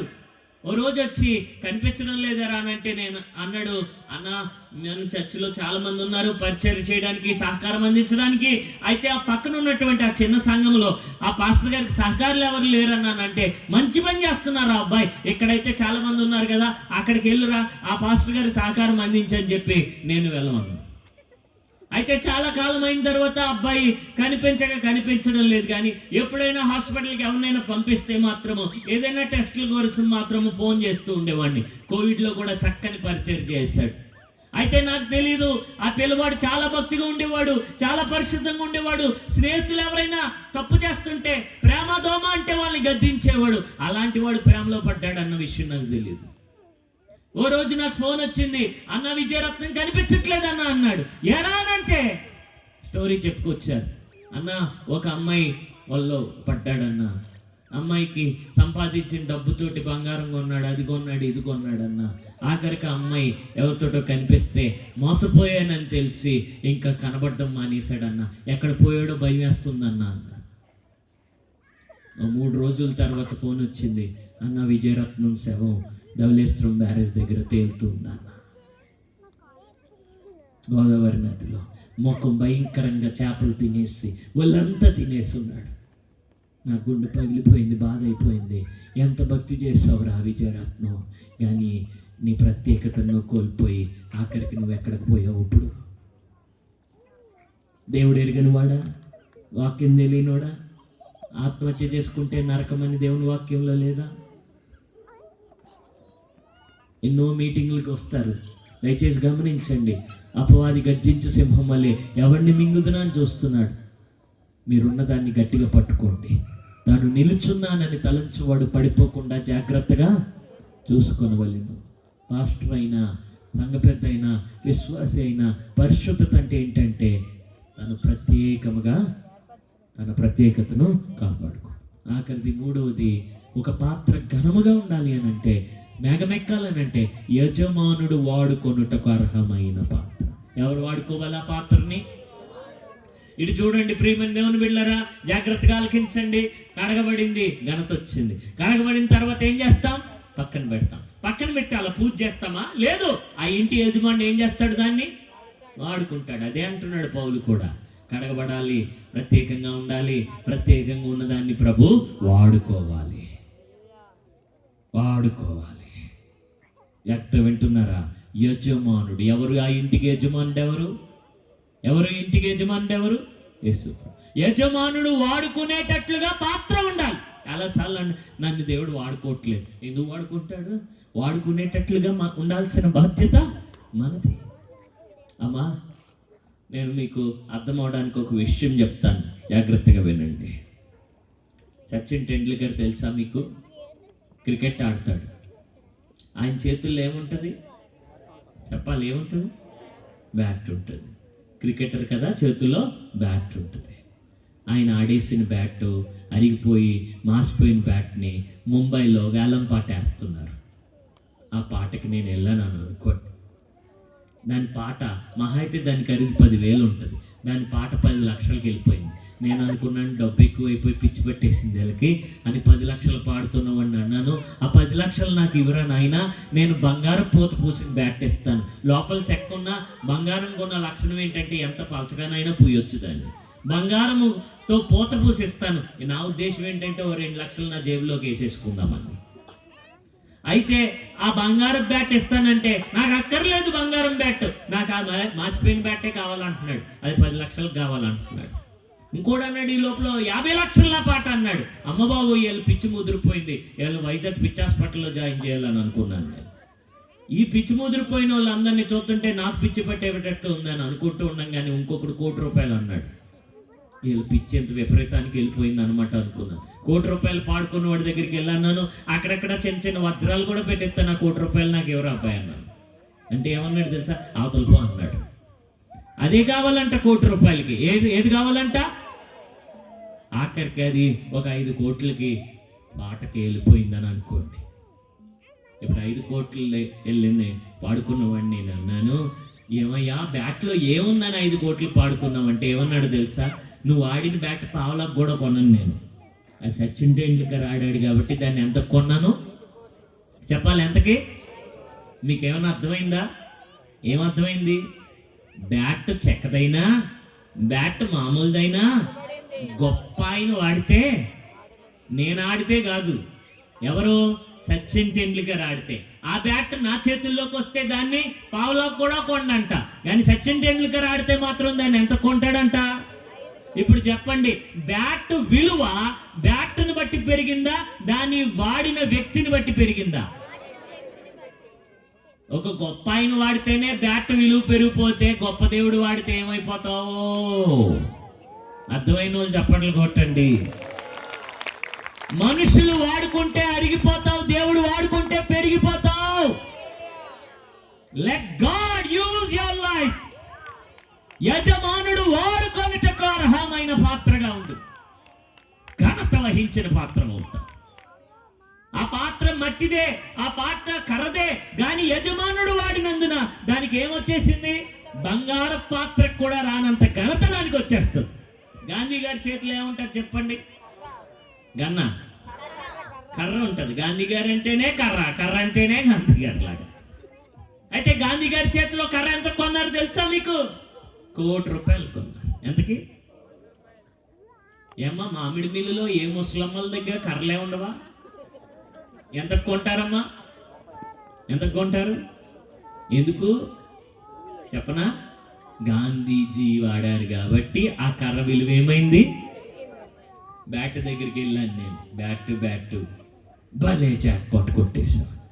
ఇంతకది సరే కానీ ఎన్నో బ్యాట్లు ఉండగా నిన్నెందుకు వాడాడు సచిన్ టెండూల్కర్ అని అడిగాను. అడిగితే బ్యాట్ ఏమందో తెలుసా? వినండి, మీకు అర్థమవడానికి చెప్తున్నాను. బ్యాట్ ఏమందో తెలుసా? ఇదిగో గ్రౌండ్ లో 6లు 4లు కొట్టినప్పుడు ఆ బ్యాట్ని ఇలా పైకెత్తుతాడే, అప్పుడు చూస్తావు నువ్వు నన్ను. కానీ రాత్రంతా నా వంకో చూపు చూస్తాడు ఆయన. రాత్రంతా రుద్దేస్తాడు ప్రాక్టీస్ అని నన్ను. నువ్వైతే గ్రౌండ్ లో 6లు 4లు కొట్టినప్పుడే చూస్తావు, కానీ నా వంకే ఆయన ఎప్పుడు చూస్తాడు? రాత్రంతా ప్రాక్టీస్ అని, నాకు నిద్ర లేకుండా, నాకు నిప్పులు లేకుండా రాత్రంతా ప్రాక్టీస్ అని రుద్దేస్తాడు. ఆయన నిద్రపోడు, నన్ను నిద్రపోనేవాడు. ఓహో అదా అంటే ఇంకా చెప్తాను విను అంది బ్యాట్. ఏంటో చెప్పమ్మా అని అంటే, ఆయన రుద్దితే రాత్రంతా నాకు నిద్ర లేదు, నాకు నిద్ర కావాలి అని అనలేదు, రుద్దేసుకో అన్నాను. అప్పుడప్పుడు బాల్ వచ్చినప్పుడు నువ్వు చూసావా, మధ్య మధ్యలో నేలకేసి కొడతా ఉంటాడు అంది. బాల్ వచ్చినప్పుడు బాల్నే కొడతాడా? క్రికెటర్ మధ్యలో నేలకేసి కొడతాడా? క్రికెట్ చూసే వాళ్ళకి తెలుసు. బాల్నే కొట్టాలి కానీ నేలకేసి ఎందుకు కొడతాడు? ఏమన్నా ఉపయోగం ఉందా నేలకేసి కొట్టడంలో? ఆయన ఇష్టం అది. నేలకేసి కొడతాడు, బండకేసి కొడతాడు, ఏమన్నా పెట్టి కొడతాడు. ఆ బ్యాట్ నేలకేసి కొడుతుంటే నేను ఎందుకు కొడుతున్నావు నేలకేసి నన్ను అని ఎప్పుడు అనలేదు. నేలకేసి కొడితే కొట్టించుకున్నాను, రుద్దితే రుద్దించుకున్నాను. మధ్యలో చేతుల మధ్యలో పెట్టి రుద్దేత్తమే కాదు, తిప్పేస్తాడు. ఒక్కోసారి తిప్పితే తిరిగిపోతాను. స్త్రీలరా, మీ వంటగదిలో ఎన్నో గరిటెలు ఉంటాయి, కానీ ఒక గరిటె ఎప్పుడు ఎక్కువగా వాడుతూ ఉంటారు మీరు. కారణం ఏంటి చెప్తారా? అది మీ చేతులకి చక్కగా ఒదిగిపోద్ది. అదే కావాలి. అమ్మా, చాలా మంది అంటారు, ప్రభువా నన్ను ఎలా వాడుకో అలా వాడుకో. వద్దు, నువ్వు ఎలా వాడుకుంటావో అలా వాడుకో అనేవాడిని దేవుడు వాడుకుంటాడు. ఆమె నన్ను ఇక్కడ వాడుకో, నన్ను అక్కడ వాడుకో. దేవుని బిడ్డలారా, నేను దేవుని చేతులకి వచ్చిన తర్వాత నన్ను ఎందుకు దేవుడు వాడుకుంటున్నాడో తెలుసా? నేనేమన్నానంటే, నీకు ఎలా కావాలో అలాగో వాడుకో, కానీ నన్ను వాడుకోకుండా మాత్రం ఉండకు నాయనా అన్నాను. నువ్వు వాడుకోకపోతే నేను చచ్చిన వానితో సమానం. ఆమె దేవుని బిడ్డలారా, మీకు ఈ మాటలు చెప్తున్నాను, జాగ్రత్తగా వినండి. దేవుడు ఎవరిని వాడుకుంటాడు? చాలా మంది అనుకుంటారు ఇంగ్లీష్ బాగా వచ్చి ఉన్న వాడిని వాడుకుంటాడు అని, చదువుకున్న వాడిని బాగా వాడుకుంటారని, బైబిల్ పాండిత్యం ఉన్న వాడిని వాడుకుంటాడని, అదని ఇదని ఏదో వేసుకుంటా ఉంటారు మీరు. కానీ నేను ఒక నిజ సంఘటన నాకు చెప్పారు, పాస్టర్ గారు ఇలా జరిగింది నిజంగా అని నేను చెప్తున్నాను వినండి. దీన్ని బట్టి ఇంకా మీకు సంపూర్ణంగా అర్థమవుతుందని అనుకుంటున్నాను. ఒక ఊర్లో ముసలం ఉందంట. ఆ ముసలంకి ఏంటంటే దేవుడి చేతుల్లో వాడబడాలని ఆశ. అయితే ఆమెకి చదువు రాదు, బైబిల్ చదవడం రాదు, ఆ బైబిల్లో ఉన్న వాక్యం ఇతరులకి చెప్పడము రాదు. అయితే ఆవిడ ఆశ ఏంటంటే ఎలాగైనా ప్రభు దగ్గరికి నలుగురిని నడిపించాలి, దేవుని చేతుల్లో వాడబడాలి. పరలోకంలో నేను ఆయన ముందు నిలబడినప్పుడు సిగ్గుపడకూడదు, నేను కొన్ని ఆత్మలను ఆయన దగ్గరికి నడిపించాలి. ఎవరికైనా వాక్యం చెప్పావా తల్లి? నువ్వు రక్షింపబడి ఎంతకాలం అయిందమ్మా? దేవుడు నిన్ను వాడుకుంటున్నాడా? ప్రియమైన దేవుని బిడ్డలారా, దేవుని చేతుల్లో వాడబడాలన్న ఆశ నీకుంటే దేవుడు తప్పకుండా వాడుకుంటాడు. ఆసక్తి నీకుంటే తప్పకుండా వాడుకుంటాడు. నా ప్రియ దేవుని బిడ్డలారా, అయితే దానికి కావాల్సింది టాలెంట్లు కాదు. వినండి, ఆ ముసలమ్మకి ఏ టాలెంట్ లేదు, ముసల్ది. ఆ ఊర్లో ఒక చర్చ్ కూడా లేదు. ఆ చర్చికి పోనీ ఎవరినైనా తీసుకెళ్తామంటే, అయితే ఈ బైబిల్ పట్టుకుని రోడ్డు మీద పోస్ట్ మ్యాన్ వస్తాడు, చదివించుకుందాం, అది గుర్తుపెట్టుకుని నలుగురికి దేవుని మాటలు చెప్దామని ఎదురు చూస్తుందంట, చదువుకోవడం రాక. పోస్ట్ మ్యాన్ వస్తాడు అనుకుంటే పోలీస్ ఆయన వచ్చాడంట. ఇద్దరు ఒంటి మీద యూనిఫామ్ కలర్ ఒకేలా ఉంటుంది కదా. ఈ ముసలమ్మకి పోస్ట్ మ్యాన్ ఎవడో పోలీసోడు ఎవడో తెలియక పోలీసుని అడ్డంగా ఆపేసి ఎలా అన్నదట, బాబు నాకు ఈ పుస్తకం చదివి పెట్టంటే పోలీసోడికి ఎక్కడ లేని కోపం వచ్చిందంట. కోపం రాదు, అసలే కోపంగా ఉంటారు కదా వాళ్ళు. అన్నాడంట, నేను పోస్ట్ మ్యాన్ అనుకున్నా, పోలీస్ అని అనుకున్నా, పడదబా అన్నాడంట. బాబు నీ కాలు పట్టుకుంటాను బాబు అని కాలు గట్టి పట్టేసుకుందంట, కింద పడేసేటట్టు ఉంది పోలీసుడిని. అమ్మ బాబాయ్ ముసలిదాన్ని, నీకు చాలా బలం ఉందే తల్లి అని అనుకుని, బాబు నీకు ఆ పుస్తకంలో ఏముందో నేను చదివి పెడతానులే, కానీ ఈరోజు డ్యూటీకి టైం అయిపోయింది, రేపు వస్తానులే ముసలిదాన్ని అని అంటే వదలదే. బాబు 20 రూపాయలు ఎత్తాను బాబు, చదివి పెట్టంటుందంట. ముసలోళ్ళు ఇలాగే కాదు, 30 రూపాయలు ఇస్తాను చదివి పెట్టు బాబు అని అంటే, నీ డబ్బులకి కొక్కుతు పడతాను అనుకున్నావా? నేను ఎవరిని అనుకుంటున్నావు, పోలీసు వాడిని అనుకుంటున్నావా, ఏమనుకుంటున్నావు అని కోప్పడి, బాబు నీకు దండం పెడతాను బాబు, ఏ పుస్తకం చదివి పెట్టు, పట్టు వదలని ఈ ఉడుము పట్టుకుందంట. ఆ ముసలి దాన్ని ఆసక్తి చూసి, ఈ పుస్తకంలో ఏముంది, ఎంత తాపత్రయపడుతుంది, రేపు వచ్చి చదువుతానమ్మా, నీకు దండం పెడతాను, నా పై ఆఫీసర్ నేను తిట్టేస్తాడు తల్లి వదిలేనంటే ఆ రోజు దయదలిచి వదిలేసింది ముసలమ్మ, లేకపోతే పోలీస్ ఆయన పైన అయిపోయింది. ఆ రోజు వదిలేసింది. కానీ తర్వాత ఉదయం 5 గంటలు లేచి కూర్చుందంట రోడ్డు మీద, కాసు కూర్చుంది. పోలీస్ ఆయనకి పోలీస్ స్టేషన్కి అది ఒక్కటే దారంట, ఇంటి దగ్గర నుంచి. ఆ దారిలో వెళ్తూ అంత దూరం నుంచి చూస్తూ అనుకున్నాడంట, అమ్మ బాబా ముసలిది మళ్ళా కాసేసింది అని సైకిల్ వేసుకుని వెళ్ళేవాడు. ముసలిదాని దగ్గరికి వెళ్ళేసరికి సైకిల్ ఆపేసి దిగిపోయి ఇలా దండం పెట్టి, ఈ ఒక్కరోజుకు వదిలేయ తల్లి, రేపు వచ్చి చదువుతానని. 3వ రోజు తప్పక ముందొచ్చి కూర్చుని అరుగు మీద పెద్ద సెటప్ వేసింది, ఫ్యాన్ ఎట్టింది. పోలీస్ ఆయన చదివితే మళ్ళా ఎక్కడ విసుక్కుంటాడో, మళ్ళీ ఎక్కువ చదవడో అని చెప్పి ఫ్యాన్ పెట్టింది, కుర్చీ వేసింది, మంచినీళ్ళు పెట్టింది, చాపేసుకుంది, కూర్చుంది. ఆ పోలీస్ ఆయన చదువుతున్నాడు, సువార్తలు తీశాడు, మొదలు పెట్టాడు, చదువుతున్నాడు. ఏంటి ఆ పుస్తకంలో ఏముంది, ఎందుకు ఎంత తప్పత్రయపడుతున్నావు అని ఆ పుస్తకంలో ఉన్నది చదువుతుంటే, ఆ బైబిల్ గ్రంథాన్ని చదువుతుంటే పరిస్థితి ఎలా ఉందంటే, వింటున్నారా? పోలీస్ ఆయన చదువుతున్నాడు కానీ ఈవిడ ప్రసంగాలు చేసేస్తుందంట. అంటే ఉదాహరణకి నీళ్లను ద్రాక్షారసం కింద మార్చినటువంటి ఆ సంఘటన చదువుతున్నాడు అనుకోండి. ఈ పోలీస్ ఆయన చదవంగానే ముసలం, ఆగు బాబు, అక్కడ చూసావా బాబా, ఆ యేసు బాబు ఎంత గొప్ప యేసు బాబు, చూసావా బాబా, నీళ్ళ ద్రాక్షారసం కింద మార్చేశాడు బాబు, బతుకులు మార్చేస్తాడు బాబు అని పెద్ద ప్రసంగం చేసేస్తుంది, పాయింట్లు చెప్పేస్తుంది. పోలీస్ ఆయన వాక్యం చదవడం, ముసలమ్మ ప్రసంగం వింటాం. ఇంకేమన్నా ఉందా? ఇప్పుడు పోలీస్ ఆయన చదువుతున్నాడు, ముసలమ్మ ఏంటుంది, పక్కింటి ఆమెకి కుళ్ళు వచ్చేసిందంట. సాధారణంగా భారతదేశంలో ఏంటంటే 10 మంది అక్కడ నిలబడి ఏదైనా కొంటుంటే మనకు అవసరం ఉన్నా లేకపోయినా ఆగిపోతాం అక్కడ. పోలీసు వాడు వస్తున్నాడు, ముసలి తినేస్తుంది, నాకేమి నేనేం కోల్పోతున్నానని పక్కింటి ఆమె వచ్చి కూర్చుందంట, నేనే ఎంటానని. ఏమో ఇద్దరు తినేస్తున్నారు, నేనేం మిస్ అయిపోతున్నానని ఎదురింటి ఆమె వచ్చి కూర్చుందంట. అమ్మ బాబు ఎంతమంది నేస్తున్నారంటే ఏదో ఉంది అక్కడ దాంట్లో అని చెప్పి మొత్తం చుట్టుపక్కల వాళ్ళందరూ వచ్చి అరుగు నిండిపోయిందంట. వింటున్నారా? ఇప్పుడు పోలీస్ ఆయనకి 1/2 గంట అరగంట ముందు వచ్చి ఆయనకి ఈ చదివే కొల్ది దీంట్లో ఉన్న మాధుర్యం అర్థమైపోయి గంట ముందు వచ్చాడు, మొదలెట్టాడంట ఇంటి దగ్గర నుంచి. గంట ముందు వచ్చేస్తుంటే ఇంట్లో ఆమెకు అనుమానం వచ్చేసిందంట.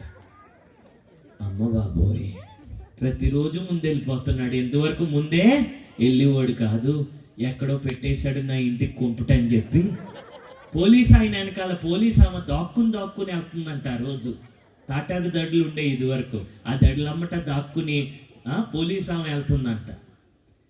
ఆ పోలీస్ ఆయన ఫాస్ట్గా తొక్కుని వెళ్ళిపోతున్నాడు. ఎందుకు?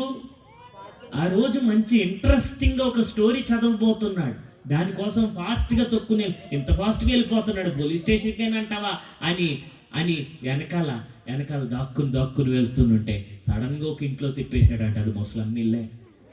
అక్కడ కూర్చుని ఏడ్చేస్తుందంట. నేను అప్పుడే అనుకున్నాను పోలీస్ స్టేషన్ కాదు వెళ్ళేది, ఏ ఇంట్లోనే ఎట్టేశాడు నా ఇంటికి కంప్యూటర్.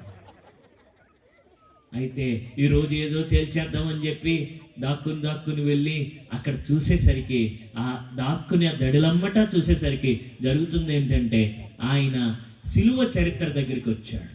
యేసు ప్రభు సిలువని గురించి చదువుతుంటే ముసలమ్మ వివరించలేకపోతుంది. అందరూ ఏడ్చేస్తున్నారు. చదివే ఆయన ఏడ్చేస్తున్నాడు, ముసలమ్మ ఏడ్చేస్తుంది.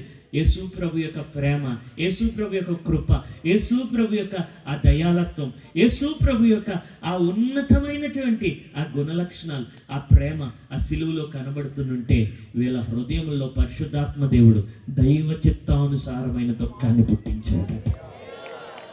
అందరూ ఆ రాత్రే ఏడ్చి వారి పాపాలు ఒప్పుకుని ఆ రోజే ప్రభుకి వారి హృదయాలు అప్పగించుకున్నారు. యేసుకి వారి జీవితాలు సొంతం చేస్తారు. గట్టిగా చెప్పని కూడా దేవుడు నామమయంగా. నేను ఎందుకు చెప్పానంటే, ఇప్పుడు చెప్పండి, దేవుడు ఎవరిని వాడుకున్నాడు ఆ ఊర్లో? ముస్లింకి ఇంగ్లీష్ వచ్చు రాదా? చదవడం వచ్చు రాదా? దేవుడు ఎవరిని వాడుకుంటాడు? గాడిదనే వాడుకున్నాడు. నువ్వు నన్ను వాడుకోనంటే వాడుకోడా తల్లి? నిజమైన ఘనమైన పాత్ర ఎప్పుడవుతావంటే దేవుడు నిన్ను వాడుకోవాలమ్మా. నా మాటలు ముగిస్తూ నేను ఇంతటితో ముగిస్తున్నాను, కానీ నేను ముగించే ముందు ఒక చిన్న మనవి. నువ్వు ఏ పాత్రగా ఉన్నావు? ఘనమైన గుంపులో ఉన్నావా, ఘనహీనమైన? ఎప్పుడైనా యేసయ్య ప్రేమ గురించి ఎవరికైనా చెప్పావా 4 మాటలు? దేవుని చేతుల్లో వాడబడ్డావా? దేవుడు వాడుకుంటే ఏమైపోతావని చెప్పాను? పెరిగిపోతావు. మనుషులు వాడుకుంటారు, రిటైర్ అయిపోయాక ఏమంటారు? ఎందుకు రిటైర్మెంట్, ఇంకా మాకు పని చేయవు, వాడాల్సిందంతా వాడేసాము అని వదిలేస్తారు. దాన్ని రిటైర్మెంట్ అంటాం. కానీ మనుషులు వాడుకుంటే అరిగిపోతాం, దేవుడు వాడుకుంటే పెరిగిపోతాం. దేవునికి స్తోత్రం. నువ్వు పాత్ర అవ్వాలి, దేవుని చేతుల్లోకి వస్తే అవుతావు. అయితే ఘనమైన పాత్ర అవ్వాలి, దాంట్లో నీ వ్యక్తిగతమైన బాధ్యత కూడా ఉంది. అందుకే తన్ను తాను పవిత్రపరచుకుని అది నీకు నువ్వే చేయాల్సిన పని. నెంబర్ 2, పరిశుద్ధపరచబడి. నెంబర్ 3, యజమానుడు వాడుకునేటకు ఎలా ఉండాలి? ఆయన వాడుకునేటట్లుగా అర్హమైన పాత్రగా ఉండాలి. ఆమేన్. ముగించే ముందు ఒక చిన్న ప్రశ్న. ఏమంటారా, వేయొద్దంటారా? సచిన్ టెండూల్కర్ 6-4 కొట్టాడు కదా, కొట్టింది బ్యాటా సచిన్ టెండూల్కర్? పెద్ద ప్రశ్న అడిగారు, చిన్న ప్రశ్న అని అంటారు. బ్యాట్ కొట్టిందన్న వాళ్ళు చప్పట్లు కొట్టండి. సచిన్ టెండూల్కర్ కొట్టాడన్న వాళ్ళు చప్పట్లు కొట్టండి. కాబట్టి ఎప్పుడైనా ఇలాంటి బ్యాట్లు 6-4 కొట్టినట్టు కనిపిస్తే కొట్టింది ఈడు కాదు, కొట్టింది ఈడిని ఆడుకున్న దేవుడు అని గుర్తుపెట్టుకో. దేవునికి స్తోత్రం. మనుషుల్ని కాదు, దేవుడు వాడుకుంటేనే ఆ మనిషికి ఘనత. మనము తగ్గింపబడాలి, ఆయన హెచ్చింపబడాలి. ఆమేన్.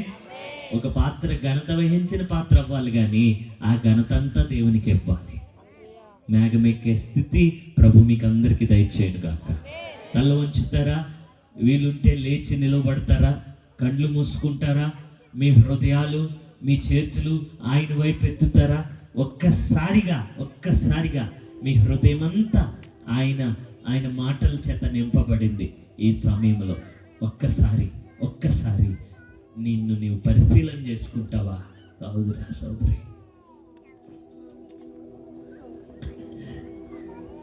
రాకడ సమయములో ప్రభు త్వరలో వస్తున్నాడు. నువ్వు ఘనత వహించిన గుంపులో ఉన్నావా? యేసుని చేరుకొని విశ్వాసము నీకుందా? రావయ్యా యేసయ్యా. ఎవరైనా ఉన్నారా? ఎవరైనా ఉంటే దయచేసి సిగ్గుపడకండి. ఇదిగో నాలో ఇంకా దాచబడిన దోషం ఉంది, నేను ఇప్పుడు ఒప్పుకుంటున్నాను, కానీ నేను మరలా ఎంగిలైపోకుండా నా కోసం ప్రార్థన చేయండి అన్నవాళ్ళు మధ్యలోకి వచ్చి నిలబడండి చాలు, ముందుకు కూడా రావసరం లేదు. ఒకవేళ ఎవరైనా ఉంటే గనక మీరు సిగ్గుపడకుండా, అవును మనుషులకి నేను మంచిగా కనబడుతున్నాను కానీ దేవుడు నాలో ఉన్నటువంటి ఆ మలినాన్ని నాకు చూపించాడు. ఆయన ముఖ కాంతిలో నా రహస్య పాపాలు కనబడుతున్నాయి. నేను నన్ను ఇప్పుడు ఒప్పుకుని విడిచిపెడతాను. నేను మరలా కుక్క తన వాంతికి తిరిగినట్లుగా నేను తిరగను.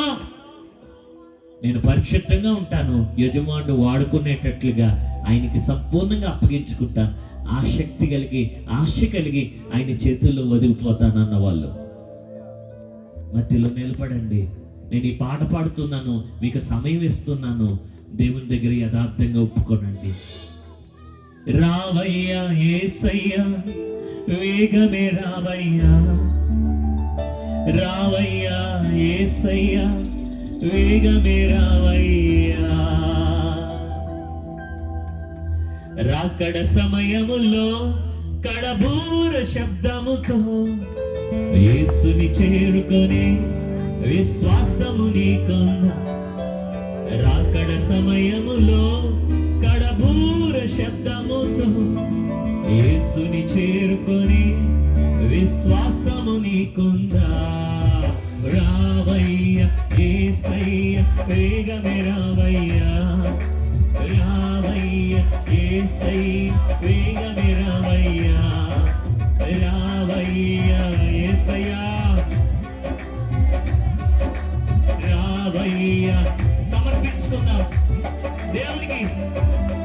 యేసయ్యా రాకడ సమయములో ఎదురేగే రక్షణ నీకుందా. ఉందా? కేవలం పేరు మాత్రమే ఉందా క్రైస్తవుడు అని? నిజమైన రక్షణ ఉందా లేకపోతే పేరు మాత్రమే ఉందా? కళ్ళు మూసుకుందాం అందరం.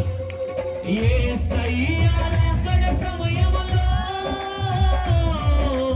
ఎదురేగే రక్షణ నీకుందా.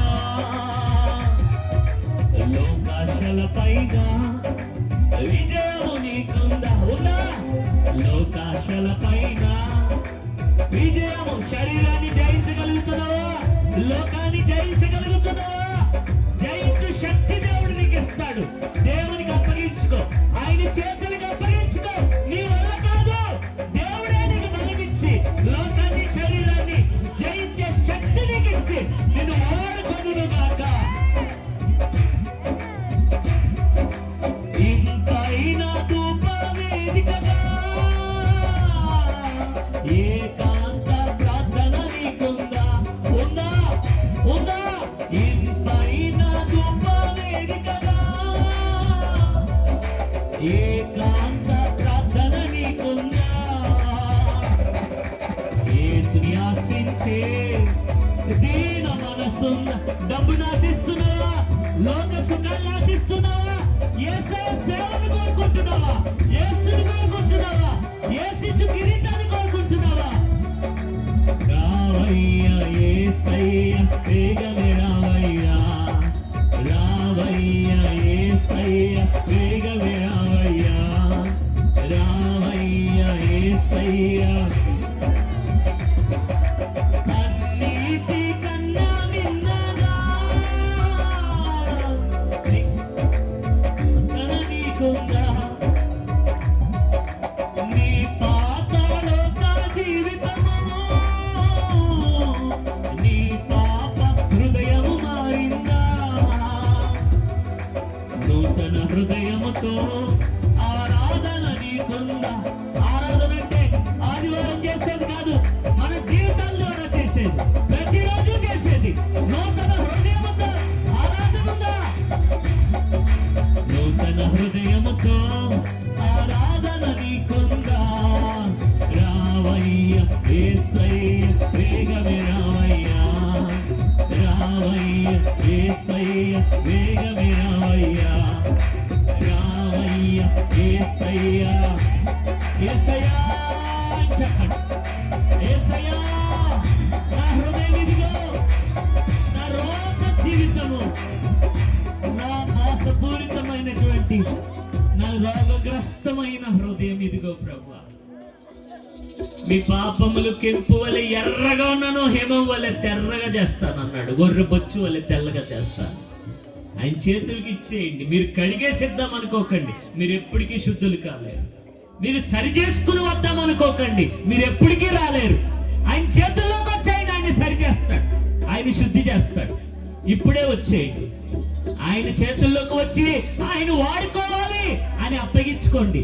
ప్రభా నా జ్ఞానం ఇదిగో వాడుకో, ప్రభా నా ఉద్యోగం ఇదిగో వాడుకో, నా బిడ్డలు ఇదిగో వాడుకో, నా కుటుంబం ఇదిగో వాడుకో, నా వాహనం ఇదిగో వాడుకో, నా ఇల్లు ఇదిగో వాడుకో, వాడుకో వాడుకో, నాకున్నదంతా వాడుకో ప్రభా. నువ్వు వాడుకుంటే పెరిగిపోతాను, నువ్వు వాడుకోకపోతే కరిగిపోతాను, తరిగిపోతాను. ప్రార్థన చేస్తున్నాను, నిలబడిన వారి మధ్యలో దేవుడు మిమ్మల్ని వాడుకొనును గాక ప్రార్థన చేస్తున్నాను. పరిశుద్ధుడ, ప్రేమ కలిగిన తండ్రి, కొందరు ఇప్పుడే వారి పాత గత రోత జీవితాన్ని విడిచిపెట్టి నీకు అప్పగించుకుంటున్నారు. గట్టిగా పట్టుకో ప్రభా, మరలా జారిపోకుండా పట్టుకో ప్రభా. ప్రభా ప్రభా దావీదు నీ దగ్గర ఒప్పుకున్నాడు, మరలా వెనక్కి తిరగలేదు. మోషే సరి చేసుకున్నాడు, మరలా వెనక్కి తిరగలేదు.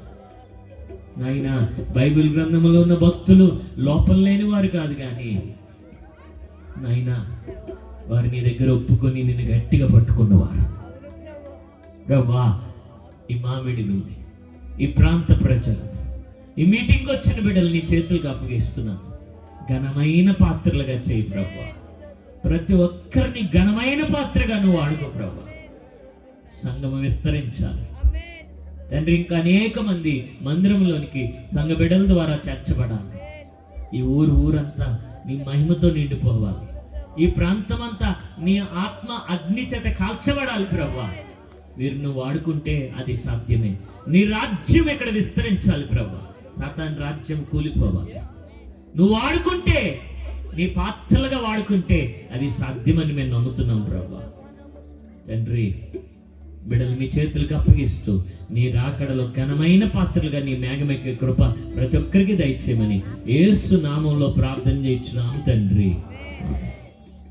చప్పట్లు కొట్టి దేవుని నామమున మహిమ పడతామా? గట్టిగా చప్పట్లు కొడుతూ ప్రభుకి వందనాలు చెప్తామా? దేవునికి మహిమ కలుగును గాక. ఆమేన్. ప్రభు చిత్తమైతే మరలా రేపు కలుసుకుందాం. అంతవరకు సెలవు. నాకు ఈ అవకాశం ఇచ్చిన అధ్యక్షులకి వందనాలు. మరి సభల ఖర్చుల కొరకు కానుకలు ఎత్తబడతాయి. అందరు కూర్చున్నట్లయితే